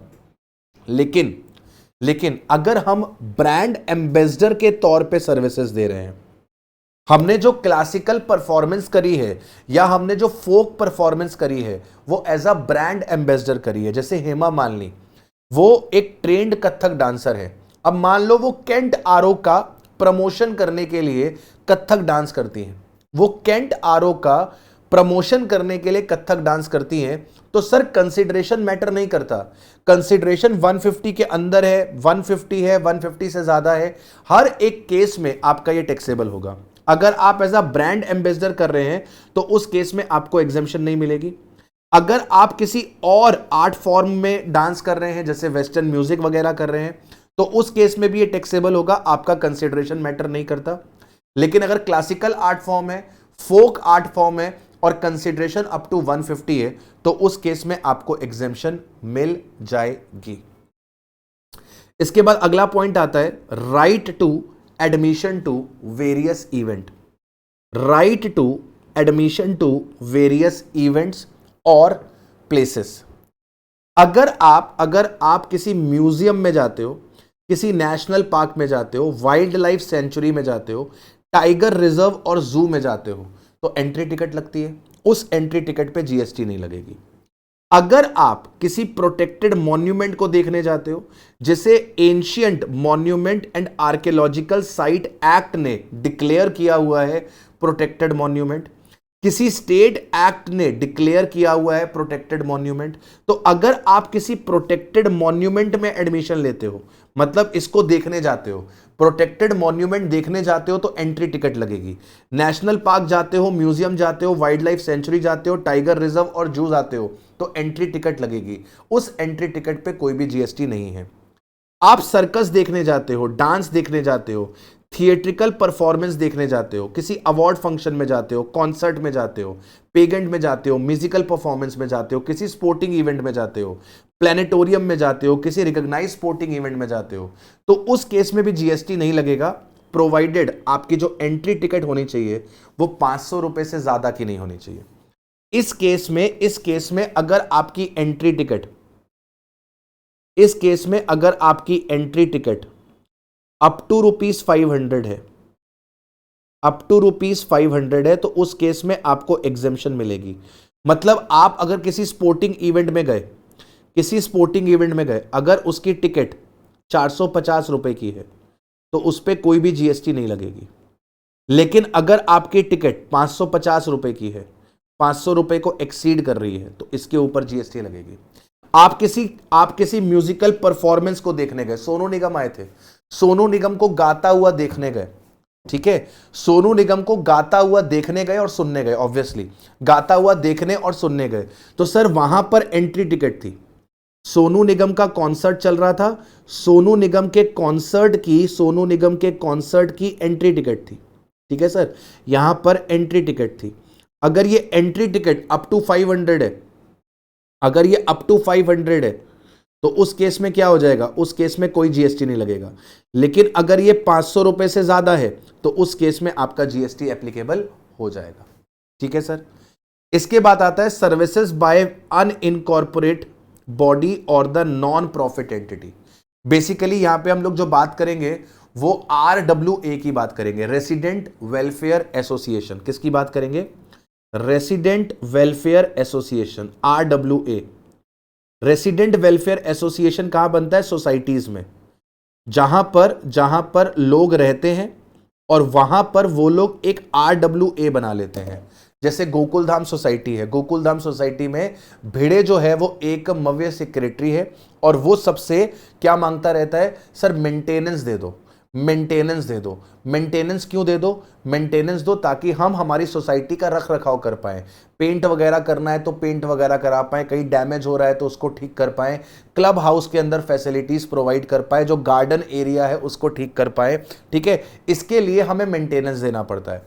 तो अगर RWA हमसे अप टू ₹7,500 पर मंथ लेती है, अगर RWA हमसे अप टू ₹7,500 पर मंथ पर मेंबर लेती है for sourcing of the goods और services from a third person for the common use of its member in the housing society और a residential complex, तो वहां पर आपको एग्जेम्पशन मिलती है।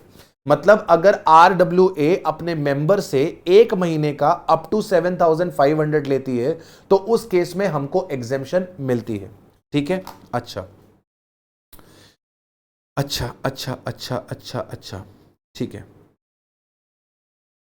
अगर मान लीजिए वो 7,500 से ज्यादा लेगी, वो 7,500 से ज्यादा लेगी, लेट सपोज करो उसने 9,000 ले लिया, तो ऐसे केस में पूरे 9,000 पे जीएसटी लगेगा। The RWA of Chulbul housing society collected the maintenance charge of 9,000 per month per member, GST at the rate of 18% shall be payable on the entire 9,000। आपका जीएसटी जो पेबल होगा वो एंटायर 9,000 पे पेबल होगा एंड नॉट ऑन 1,500। मतलब अगर आपका maintenance charge up to 7,500 है तो पूरा एग्जेम्प्ट, और अगर 7,500 से ज्यादा है तो उस केस में वो फुल्ली टैक्सेबल, उस केस में वो फुल्ली टैक्सेबल। अच्छा, RWA जीएसटी तभी लेगी जब RWA लायबल होगी for registration under GST. The turnover of the RWA housing society in new Delhi in a financial year is 15 lakh. 15 lakh रुपए का टर्नओवर है, 15 लाख रुपए के टर्नओवर है, मतलब कि सर एज पर सेक्शन 22 ये लायबल नहीं है रजिस्ट्रेशन के लिए। इन्होंने कलेक्ट किया है मेंटेनेंस चार्ज 8,000 पर मंथ पर मेंबर। यहां पे RWA is not providing any other taxable services to its member. In this case, RWA is not required to take registration under GST. क्यों? क्योंकि टर्नओवर 15 लाख एक्सीड नहीं करता।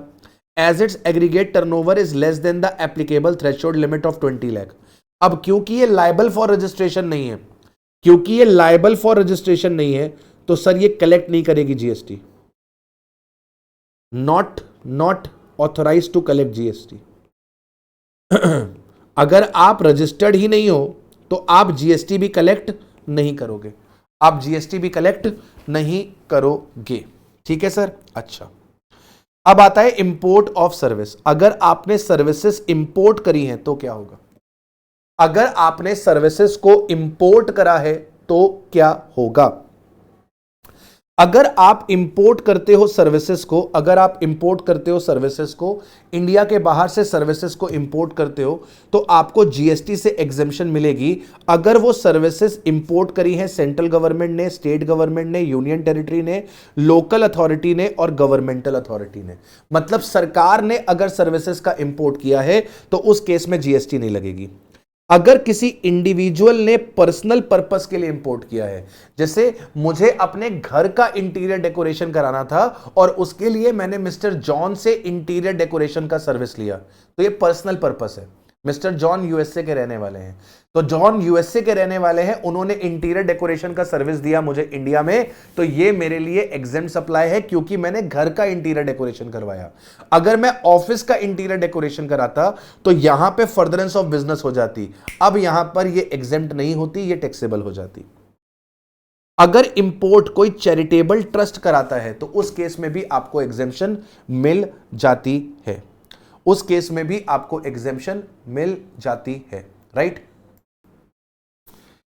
अगला आता है बच्चों टूर ऑपरेटर सर्विस, इसको भी इंपॉर्टेंट मार्क कर दो। टूर ऑपरेटर सर्विस में a service provided by a tour operator shall be exempt from tax if they are provided to a foreign tourist in relation to a tour conducted wholly outside India और partly in India partly outside India. तो अगर किसी Indian tour operator ने किसी foreign tourist को foreign tour बेचा है, किसी इंडियन टूर ऑपरेटर ने, लेट से यात्रा.com ने किसी फॉरेनर को, लेट से मिस्टर जॉन को, ये यूएसए के रहने वाले हैं, इनको फॉरेन टूर बेचा है, लेट से श्रीलंका का टूर बेचा है, तो यात्रा.com इंडियन टूर ऑपरेटर, इसने किसी फॉरेन टूरिस्ट मिस्टर जॉन को श्रीलंका का टूर बेचा, तो इसके ऊपर कोई भी जीएसटी एप्लीकेबल नहीं होगी। अब सर अगर यात्रा.com ने जॉन को partly foreign partly Indian tour बेचा, मतलब यात्रा.com ने जॉन को 25 दिन का टूर दिया जिसमें से 15 दिन वो श्रीलंका रहेगा और 10 दिन वो इंडिया रहेगा, तो जितना प्रपोर्शन 15 दिन का श्रीलंका को बिलोंग करेगा उतना एग्जेम्प्ट हो जाएगा, और जो टूर का पैकेज इंडिया को बिलोंग करेगा फॉर 10 डेज वो टैक्सेबल हो जाएगा। तो sir services provided by a tour operator shall be exempt provided आपका टूरिस्ट जो होना चाहिए वो फॉरेन का होना चाहिए, और in relation to a tour conducted wholly outside India, पूरा का पूरा इंडिया के बाहर का टूर होना चाहिए, या फिर पार्टली इंडिया और partly outside India. However in case of a tour partly in India and partly outside India, exemption को रिस्ट्रिक्ट किया जाएगा। जब partly India partly outside India होगा तो एग्जेम्पशन को रिस्ट्रिक्ट किया जाएगा उस एक्सटेंट तक जितना टूर इंडिया के बाहर परफॉर्म हुआ है। फॉरेन टूरिस्ट किसको कहेंगे सर जी? बेटा फॉरेन टूरिस्ट वो व्यक्ति है जो नॉर्मली इंडिया का रेसिडेंट नहीं है, जो इंडिया एंटर किया है for the stay not exceeding 6 month for the legitimate non immigrant purpose. तो अगर कोई विदेशी जो इंडिया का नॉर्मली रेसिडेंट नहीं है वो इंडिया आया है for a period of less than 6 month, कोई व्यक्ति जो इंडिया में नॉर्मली रेसिडेंट नहीं है अगर वो इंडिया में आया है for a period less than 6 month, तो उसको फॉरेन टूरिस्ट बोलते हैं। The value of the tour operator performed outside India shall be lower of the following two figures. तो कह रहा है कि जो आउटसाइड इंडिया वाली फिगर है, जब टूर मान लो 25 दिन का टूर था, मान लो 25 दिन का टूर था जिसमें से 15 दिन श्रीलंका का था और 10 दिन इंडिया का था, तो ये श्रीलंका वाली वैल्यू कैसे निकलेगी? ये श्रीलंका वाली वैल्यू कैसे निकलेगी? तो कह रहा है कि लोअर पकड़ेंगे किसका?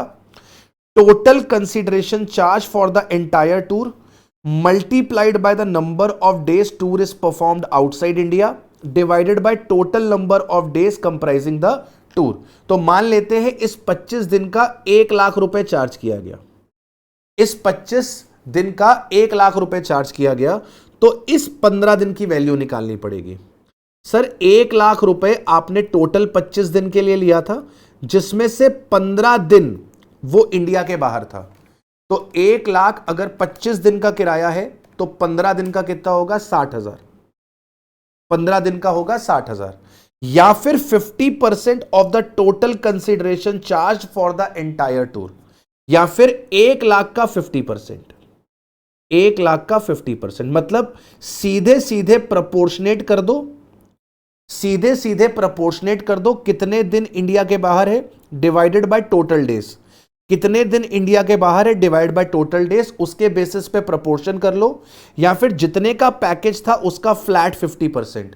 इन दोनों में जो भी लोअर है वो माना जाएगा value of the tour performed outside India, यानी कि इस वाले केस में माना जाएगा 50,000 जो वैल्यू है, 50,000 जो वैल्यू है वो श्रीलंका के टूर की है और 50 लाख जो वैल्यू है वो इंडिया के टूर की है। 50,000 पे जीएसटी नहीं लगेगी और रिमेनिंग 50,000 पे जीएसटी एप्लीकेबल होगा। तो इस 1 लाख में से 50,000 रुपए श्रीलंका का है, 50,000 रुपए श्रीलंका का है वो एग्जेम्प्ट हो जाएगा, और इस 1 लाख में से 50,000 रुपए इंडिया का है वो आपका टैक्सेबल हो जाएगा। While making the above calculation, any duration of time equal to or exceeding the 12 hour shall be considered as 1 full day, and any duration of time less than 12 hours shall be taken as half day। तो अब वो क्या बोल रहा है? क्या बोल रहा है कि भाई मान लो आपका जो टूर था, आपका जो टूर था वो 24 घंटे, वो 24 दिन और 14 घंटे था। आपका टूर 24 दिन और 14 घंटे का था। तो पार्ट में अगर 12 घंटे से ज्यादा है, पार्ट में अगर 12 घंटे से ज्यादा है तो यह माना जाएगा कंप्लीट डे, यह माना जाएगा कंप्लीट डे, यानी कि यह टूर माना जाएगा कि 25 डेज का है। अगर आपका फ्रैक्शन 12 घंटे से कम है, आपका फ्रैक्शन अगर 12 घंटे से कम है, यह 24 दिन और 10 घंटे का टूर था, ये 24 दिन और 10 घंटे का टूर था, तो ऐसे केस में इसे माना जाएगा आधा दिन, 24.5 डेज का टूर माना जाएगा। अगर आपका फ्रैक्शन 12 घंटे या उससे ज्यादा है तो इसे कंप्लीट डेज में बदल देना, और अगर फ्रैक्शन 12 घंटे से कम है तो इसे आधा दिन मान लेना। 14 घंटे मतलब कंप्लीट 1 डे, 10 घंटे मतलब आधा दिन, 10 घंटे मतलब आधा दिन। ठीक है, ओके सर। अब बात करते हैं अदर एग्जेम्प्ट सर्विसेज की, अदर एग्जेम्प्ट सर्विसेज की। ठीक है जी। अदर एग्जेम्प्ट सर्विसेज के अंदर हम पहला पॉइंट जो पढ़ने जा रहे हैं वो पढ़ने जा रहे हैं services by way of renting of residential dwelling for use as residence to unregistered person. बड़ा इंपॉर्टेंट है, बड़ा इंपॉर्टेंट है। अगर आपके पास एक रेसिडेंशियल बिल्डिंग है बेटा, अगर आपके पास एक रेसिडेंशियल बिल्डिंग है, अगर आप रेसिडेंशियल बिल्डिंग को अगर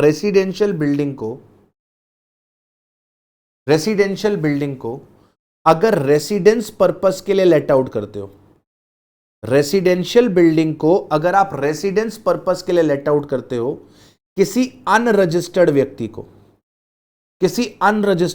को, तो वहां पर जीएसटी एग्जेम्प्ट किया हुआ है। लेकिन अगर रेसिडेंशियल बिल्डिंग को रेसिडेंशियल पर्पस के लिए लेट आउट करते हो किसी रजिस्टर्ड व्यक्ति को, तो वो टैक्सेबल हो जाता है। रेसिडेंशियल बिल्डिंग को अगर आप कमर्शियल पर्पस के लिए लेट आउट करते हो किसी अनरजिस्टर्ड व्यक्ति को या फिर किसी भी रजिस्टर्ड व्यक्ति को, दोनों ही केसेस में वो टैक्सेबल हो जाता है। मतलब अगर रेसिडेंशियल बिल्डिंग कमर्शियल पर्पस के लिए लेट आउट होगी तो व्यक्ति अनरजिस्टर्ड हो, मतलब टेनेंट अनरजिस्टर्ड हो या फिर रजिस्टर्ड हो, दोनों ही केसेस में टैक्सेबल होगा। रेसिडेंशियल बिल्डिंग रेसिडेंशियल पर्पस के लिए लेट आउट होगी और टेनेंट अगर अनरजिस्टर्ड है तो एग्जेम्प्ट होगा, लेकिन टेनेंट अगर रजिस्टर्ड है तो वो टैक्सेबल होगा। ठीक है। अब यहां पर एक पॉइंट निकल कर आता है कि सर मान लो कोई इंडिविजुअल है, वो सोल प्रोपराइटर है, एक इंडिविजुअल वो सोल प्रोपराइटर है। ठीक है। इसने अपने बिजनेस के लिए रजिस्ट्रेशन लिया हुआ है। ये जो इंडिविजुअल है ये रजिस्टर्ड है under GST for business purpose. इसने जीएसटी में रजिस्ट्रेशन ले रखा है अपने बिजनेस पर्पसेस के लिए। अब मेरी बात ध्यान से सुनना, अगर एक ऐसा व्यक्ति जिसने जीएसटी में रजिस्ट्रेशन ले रखा है और वो सोल प्रोपराइटर है, अगर ये रेसिडेंशियल बिल्डिंग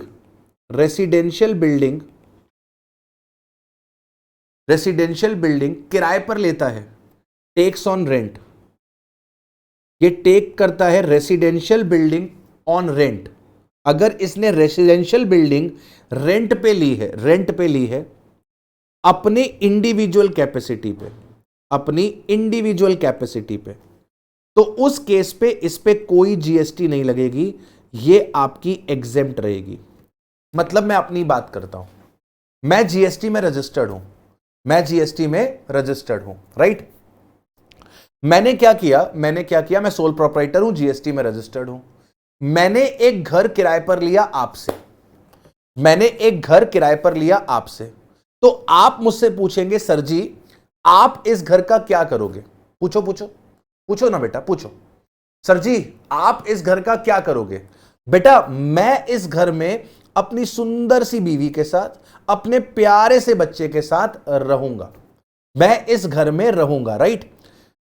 तो यहां पर भले मैं रजिस्टर्ड हूं, लेकिन अगर मैंने घर को अपने प्राइवेट पर्पस के लिए लिया है, अपने पर्सनल पर्पस के लिए, अपने इंडिविजुअल कैपेसिटी के लिए लिया है, तो यहां पर कोई भी जीएसटी नहीं लगेगी। लेकिन वहीं पर मैंने अगर आपसे घर किराए पर लिया ताकि मेरा एम्प्लॉय उसमें रह सके, मैंने अपने एम्प्लॉय के रेसिडेंस के लिए लिया ताकि मेरा एम्प्लॉय वहां पर रह सके, या फिर मैंने उसे अपनी फर्म का एक गेस्ट हाउस बना लिया है ताकि मेरे फॉरेन के जो क्लाइंट्स आएंगे, दूसरी सिटीज से जो मेरे क्लाइंट्स आएंगे, मेरे जो डिस्ट्रीब्यूटर्स आएंगे, उनको मैं वहां ठहराऊंगा। तो अगर मैंने अपने एम्प्लॉय के रेसिडेंस के लिए ले लिया, मतलब मैंने अपने बिजनेस पर्पस के लिए ले लिया, मैंने अपने बिजनेस यूज के लिए ले लिया, तो अब यहां पर जीएसटी लगेगा। बात समझ में आ रही है? तो अगर आपकी रेसिडेंशियल बिल्डिंग रेसिडेंशियल पर्पस के लिए लेट आउट होती है और अनरजिस्टर्ड व्यक्ति को लेट आउट होती है तो जीएसटी एग्जेम्प्ट है। लेकिन अगर कोई इंडिविजुअल सोल प्रोपराइटर है और वो रजिस्टर्ड है जीएसटी में, लेकिन उसने रेसिडेंशियल बिल्डिंग किराए पर ली अपने पर्सनल पर्पस के लिए, अपने बीवी बच्चों के साथ उस घर में रहने के लिए, तो फिर हम उसका रजिस्ट्रेशन चेक नहीं करेंगे, वहां पर भी एग्जेम्पशन दे देंगे। लेकिन अगर रजिस्टर्ड व्यक्ति ने उसे अपने बिजनेस के लिए लिया है, उसमें एम्प्लॉय रहेगा, एम्प्लॉय का परिवार रहेगा, उसे कंपनी का गेस्ट हाउस बनाने के लिए लिया है, तो उस केस में जीएसटी आपका एप्लीकेबल हो जाएगा। इसके बाद आता है कि अगर आपने स्टेट ट्रांसपोर्ट अंडरटेकिंग को, स्टेट ट्रांसपोर्ट अंडरटेकिंग कौन होता है? जैसे दिल्ली की बसेस चलती हैं, यूपी की बसेस चलती हैं, तो आपने देखा होगा हर एक स्टेट की अपनी ट्रांसपोर्ट अंडरटेकिंग होती है, स्टेट अपनी बसेस को रन करता है। तो अगर आपने स्टेट ट्रांसपोर्ट अंडरटेकिंग को एक मोटर व्हीकल किराए पर दिया जिसकी कैपेसिटी थी मोर देन 12 पैसेंजर्स की, तो बेसिकली आपने स्टेट ट्रांसपोर्ट अंडरटेकिंग को एक बस किराए पर दी, उस बस की जो सीटिंग कैपेसिटी थी वो 12 पैसेंजर से ज्यादा की थी, तो ऐसे केस में आपको जो भी रेंट मिलेगा स्टेट ट्रांसपोर्ट अंडरटेकिंग से, उस पर कोई भी जीएसटी नहीं लगेगी। अगर आपने लोकल अथॉरिटी को इलेक्ट्रॉनिकली ऑपरेटेड व्हीकल दिया, मतलब कि ईवी वाली बस दी जिसमें 12 पैसेंजर से ज्यादा बैठ सकते हैं, तो अगर आपने लोकल अथॉरिटी मतलब म्युनिसिपैलिटी को, लेट्स से आप कानपुर के हो, तो आपने कानपुर की जो लोकल अथॉरिटी है उसको बस दे दी। आप अगर मुंबई के रहने वाले हो तो मुंबई की लोकल अथॉरिटी को आपने बस किराए पर दे दी, राइट? और वो ईवी बस थी, इलेक्ट्रॉनिकली ऑपरेटेड व्हीकल था, और उसकी सीटिंग कैपेसिटी 12 पैसेंजर से ज्यादा की थी, तो वहां पर जो भी रेंट आपको मिलेगा उस पर टैक्स नहीं लगेगा। अगर आपने एक जीटीए को, गुड्स ट्रांसपोर्टेशन एजेंसी को, एक ऐसा व्हीकल दे दिया जिसपे गुड्स का ट्रांसपोर्टेशन होता हो, तो आपने कोई ट्रक आपने जीटीए को किराए पर दे दिया, तो उस ट्रक का जो रेंट आपको मिलेगा उसके ऊपर कोई भी जीएसटी एप्लीकेबल नहीं होगा।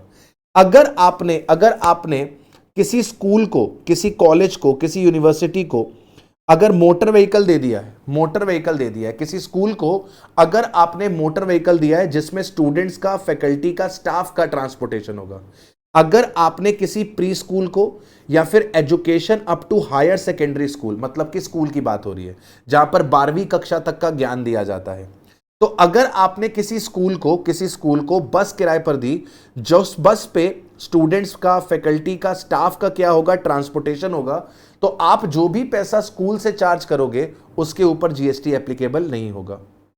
अगर कोई इंडिपेंडेंट जर्नलिस्ट अपनी न्यूज को सेल करता है प्रेस ट्रस्ट ऑफ इंडिया को, ठीक है, services by way of collecting और providing the news by the independent journalist, press trust of India और यूनाइटेड न्यूज ऑफ इंडिया, तो अगर आप इंडिपेंडेंट जर्नलिस्ट के तौर पे न्यूज को कलेक्ट करके न्यूज एजेंसीज को सेल करते हो, न्यूज़पेपर्स को सेल करते हो, तो उसके ऊपर कोई जीएसटी नहीं लगेगी, ठीक है। इसके बाद आरटीआई के तहत अगर आप पैसा रिकवर करते हो, आरटीआई के तहत कोई इंफॉर्मेशन लेते हो और आप आरटीआई की फीस देते हो, आरटीआई की फीस पे कोई जीएसटी नहीं लगती। अगला पॉइंट इंपॉर्टेंट है, इसको ध्यान से करना। Services provided to a recognised sports body, अगर आपने किसी रिकॉग्नाइज्ड स्पोर्ट्स बॉडी को सर्विस दी है as a player, as a referee, as a umpire, as a coach, as a team manager, तो उस केस में कोई भी जीएसटी नहीं लगेगा, प्रोवाइडेड ये जो पार्टिसिपेशन होना चाहिए वो ऐसे स्पोर्टिंग इवेंट में होना चाहिए जिसे रिकॉग्नाइज्ड स्पोर्ट्स बॉडी करा रही है। तो अगर रिकॉग्नाइज्ड स्पोर्ट्स बॉडी के एक स्पोर्टिंग इवेंट में as a player, as a referee, as a umpire, as a coach, as a team manager, as a player, as a referee, as a umpire, as a coach, as a team manager अगर आपने services दी हैं उस पर कोई GST नहीं लगेगा। एक रिकॉग्नाइज्ड स्पोर्ट्स बॉडी दूसरी रिकॉग्नाइज्ड स्पोर्ट्स बॉडी को सर्विसेज देती है तो उस केस पे जीएसटी लगता है। अगर कोई selector, commentator, curator, technical expert services देगा तो उस पे जीएसटी लगेगा। अगर प्लेयर अपने फ्रेंचाइजीज को सर्विसेज देंगे तो उसके ऊपर भी जीएसटी एप्लीकेबल होगा। अगर प्लेयर अपने फ्रेंचाइजीज को सर्विसेज देंगे उन सर्विसेज के ऊपर भी जीएसटी एप्लीकेबल होगा, वहां पर भी आपको कोई एग्जेम्पशन नहीं मिलेगी। राइट। अब एक लास्ट पॉइंट रह गया है हमारे पास, services provided by the government. Services provided by the government, इसको भी जल्दी से निपटाते हैं और आपका चैप्टर पूरी तरीके से फिर हो जाएगा कंप्लीट, राइट। चलिए, मैंने ना आप लोग के लिए एक ये चार्ट बना दिया, आप लोग भी इसे बना लीजिएगा। Services provided by government, government अगर गवर्नमेंट स्पेसिफाइड सर्विसेज देती है, गवर्नमेंट अगर स्पेसिफाइड सर्विसेज देती है तो स्पेसिफाइड सर्विसेज हमेशा हमेशा हमेशा हमेशा टैक्सेबल होती है। गवर्नमेंट कुछ स्पेसिफाइड सर्विसेज है वो अगर देती है तो उन सर्विसेज पे आपको हमेशा टैक्स देना पड़ेगा, that is always always always taxable. Sir ये स्पेसिफाइड सर्विसेज में क्या क्या आता है? स्पेसिफाइड सर्विसेज में डिपार्टमेंट ऑफ पोस्ट की सर्विसेज आती है। डिपार्टमेंट ऑफ पोस्ट की सर्विसेज पे जीएसटी हमेशा एप्लीकेबल होगा, लेकिन डिपार्टमेंट ऑफ पोस्ट की जो बुक पोस्ट की सर्विस है, जो पोस्टल कार्ड की सर्विसेज है, जो इनलैंड की सर्विसेज है, या फिर आपकी जो ऑर्डिनरी पोस्ट की सर्विसेज है जहां पर एनवेलप 10 ग्राम से कम है, वो आपका एग्जेम्प्ट है। सर क्या बोला आपने? मैंने आपसे कहा डिपार्टमेंट ऑफ पोस्ट की सभी सर्विसेज टैक्सेबल है। जैसे डिपार्टमेंट ऑफ पोस्ट में स्पीड पोस्ट होता है, एक्सप्रेस पार्सल पोस्ट होता है। सर डिपार्टमेंट ऑफ पोस्ट आपके इंश्योरेंस सर्विसेज भी देती है, वो एजेंसी सर्विसेज भी देती है। तो डिपार्टमेंट ऑफ पोस्ट की सभी सर्विसेज टैक्सेबल है। डिपार्टमेंट ऑफ पोस्ट में जो जो सर्विसेज दी जाती है वो सब सर्विसेज टैक्सेबल है, लेकिन 4 सर्विसेज डिपार्टमेंट ऑफ पोस्ट की टैक्सेबल नहीं है। आपकी book post, postal card, inland और आपका ऑर्डिनरी पोस्ट जहां पर आपका एनवेलप 10 ग्राम से कम हो। सर्विसेज अगर गवर्नमेंट देती है इन रिलेशन टू एयरक्राफ्ट और वेसल, अगर गवर्नमेंट एयरक्राफ्ट और वेसल से रिलेटेड सर्विस देती है, वेदर इनसाइड और आउटसाइड द पर्सनेट्स ऑफ पोर्ट और एयरपोर्ट, गवर्नमेंट अगर एयरक्राफ्ट से रिलेटेड, गवर्नमेंट अगर वेसल से रिलेटेड आपको सर्विसेज देती है तो उन सर्विसेज पे भी हमेशा जीएसटी लगता है। गवर्नमेंट अगर आपको गुड्स और पैसेंजर के ट्रांसपोर्टेशन की सर्विसेज देती है तो उसके ऊपर भी आपका हमेशा हमेशा हमेशा जीएसटी लगता है। लेकिन जैसे कि आपको मैंने पढ़ाया था, नॉन एसी कॉन्ट्रैक्ट कैरेज की सर्विस पे जीएसटी नहीं लगता, मेट्रो, मोनोरेल, ट्रैमवे के ऊपर जीएसटी नहीं लगता। सर आपका जो नॉन एसी रेलवे कोचेस होते हैं उनके ऊपर जीएसटी नहीं लगता।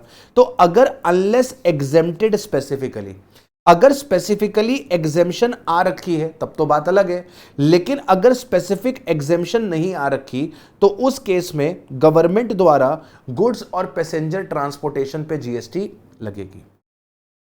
अगर एक गवर्नमेंट दूसरी गवर्नमेंट को सर्विसेज देती है, services provided by central government, state government, union territory, local authority to central government, state government, union territory और लोकल अथॉरिटी।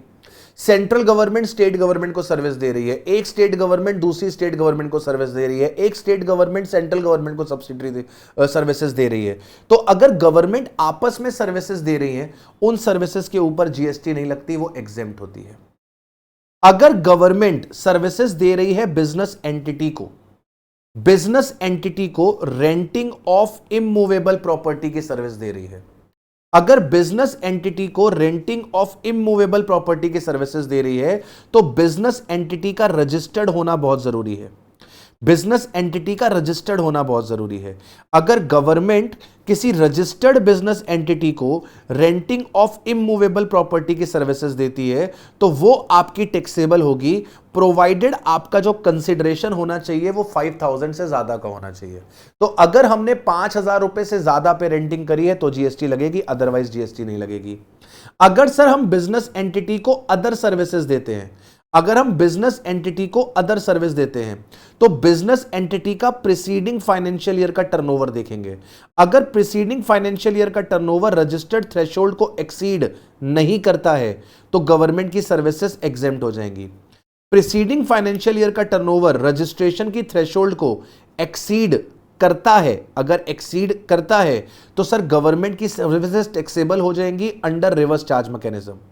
गवर्नमेंट ने अगर किसी बिजनेस एंटिटी को सर्विस दी और वो services renting of immovable property है तो वो रजिस्टर्ड बिजनेस एंटिटी के केस में टैक्सेबल होगी, प्रोवाइडेड जो कंसिडरेशन होना चाहिए वो 5,000 को एक्सीड करना चाहिए। अगर बिजनेस एंटिटी को रेंटिंग ऑफ इमूवेबल प्रॉपर्टी के अलावा कोई सर्विस दी तो हमें चेक करना पड़ेगा प्रीसीडिंग फाइनेंशियल ईयर का टर्नओवर। प्रीसीडिंग फाइनेंशियल ईयर का टर्नओवर अगर एक्सीड करता है थ्रेशोल्ड को तो उस केस में यह सर्विस टैक्सेबल होगी रिवर्स चार्ज मैकेनिज्म में, प्रोवाइडेड आपका कंसिडरेशन 5,000 से ज्यादा का होना चाहिए। प्रोवाइडेड आपका कंसिडरेशन 5,000 से ज्यादा का होना चाहिए। लेकिन अगर प्रीसीडिंग फाइनेंशियल ईयर का टर्नओवर थ्रेशोल्ड को एक्सीड नहीं करता है तो उस केस में ये सर्विसेज आपकी क्या हो जाएंगी, एग्जेम्प्ट हो जाएंगी। मैं उम्मीद करता हूं आपने ये सेशन एंजॉय किया होगा। दोस्तों हमने बहुत सारी सर्विसेज ऐसी हैं जिनको नहीं पढ़ा, वो आपके एग्जाम पॉइंट ऑफ व्यू से बिल्कुल भी इंपॉर्टेंट नहीं है। जितनी मैंने आपको कराई है इस 2 घंटे के अंदर, अगर इतनी सर्विसेज को भी आप अच्छे से कर लेते हो, टिप्स पे ले आते हो, तो आपको यहां पर इस चैप्टर पे कोई भी दिक्कत निकलकर नहीं आएगी। उम्मीद करूंगा कि आपने सेशन को एंजॉय किया है। मिलते हैं आप लोगों से ऐसे ही किसी नेक्स्ट सेशन पे। टिल देन अपना अपना ख्याल रखें। By two everyone, love you.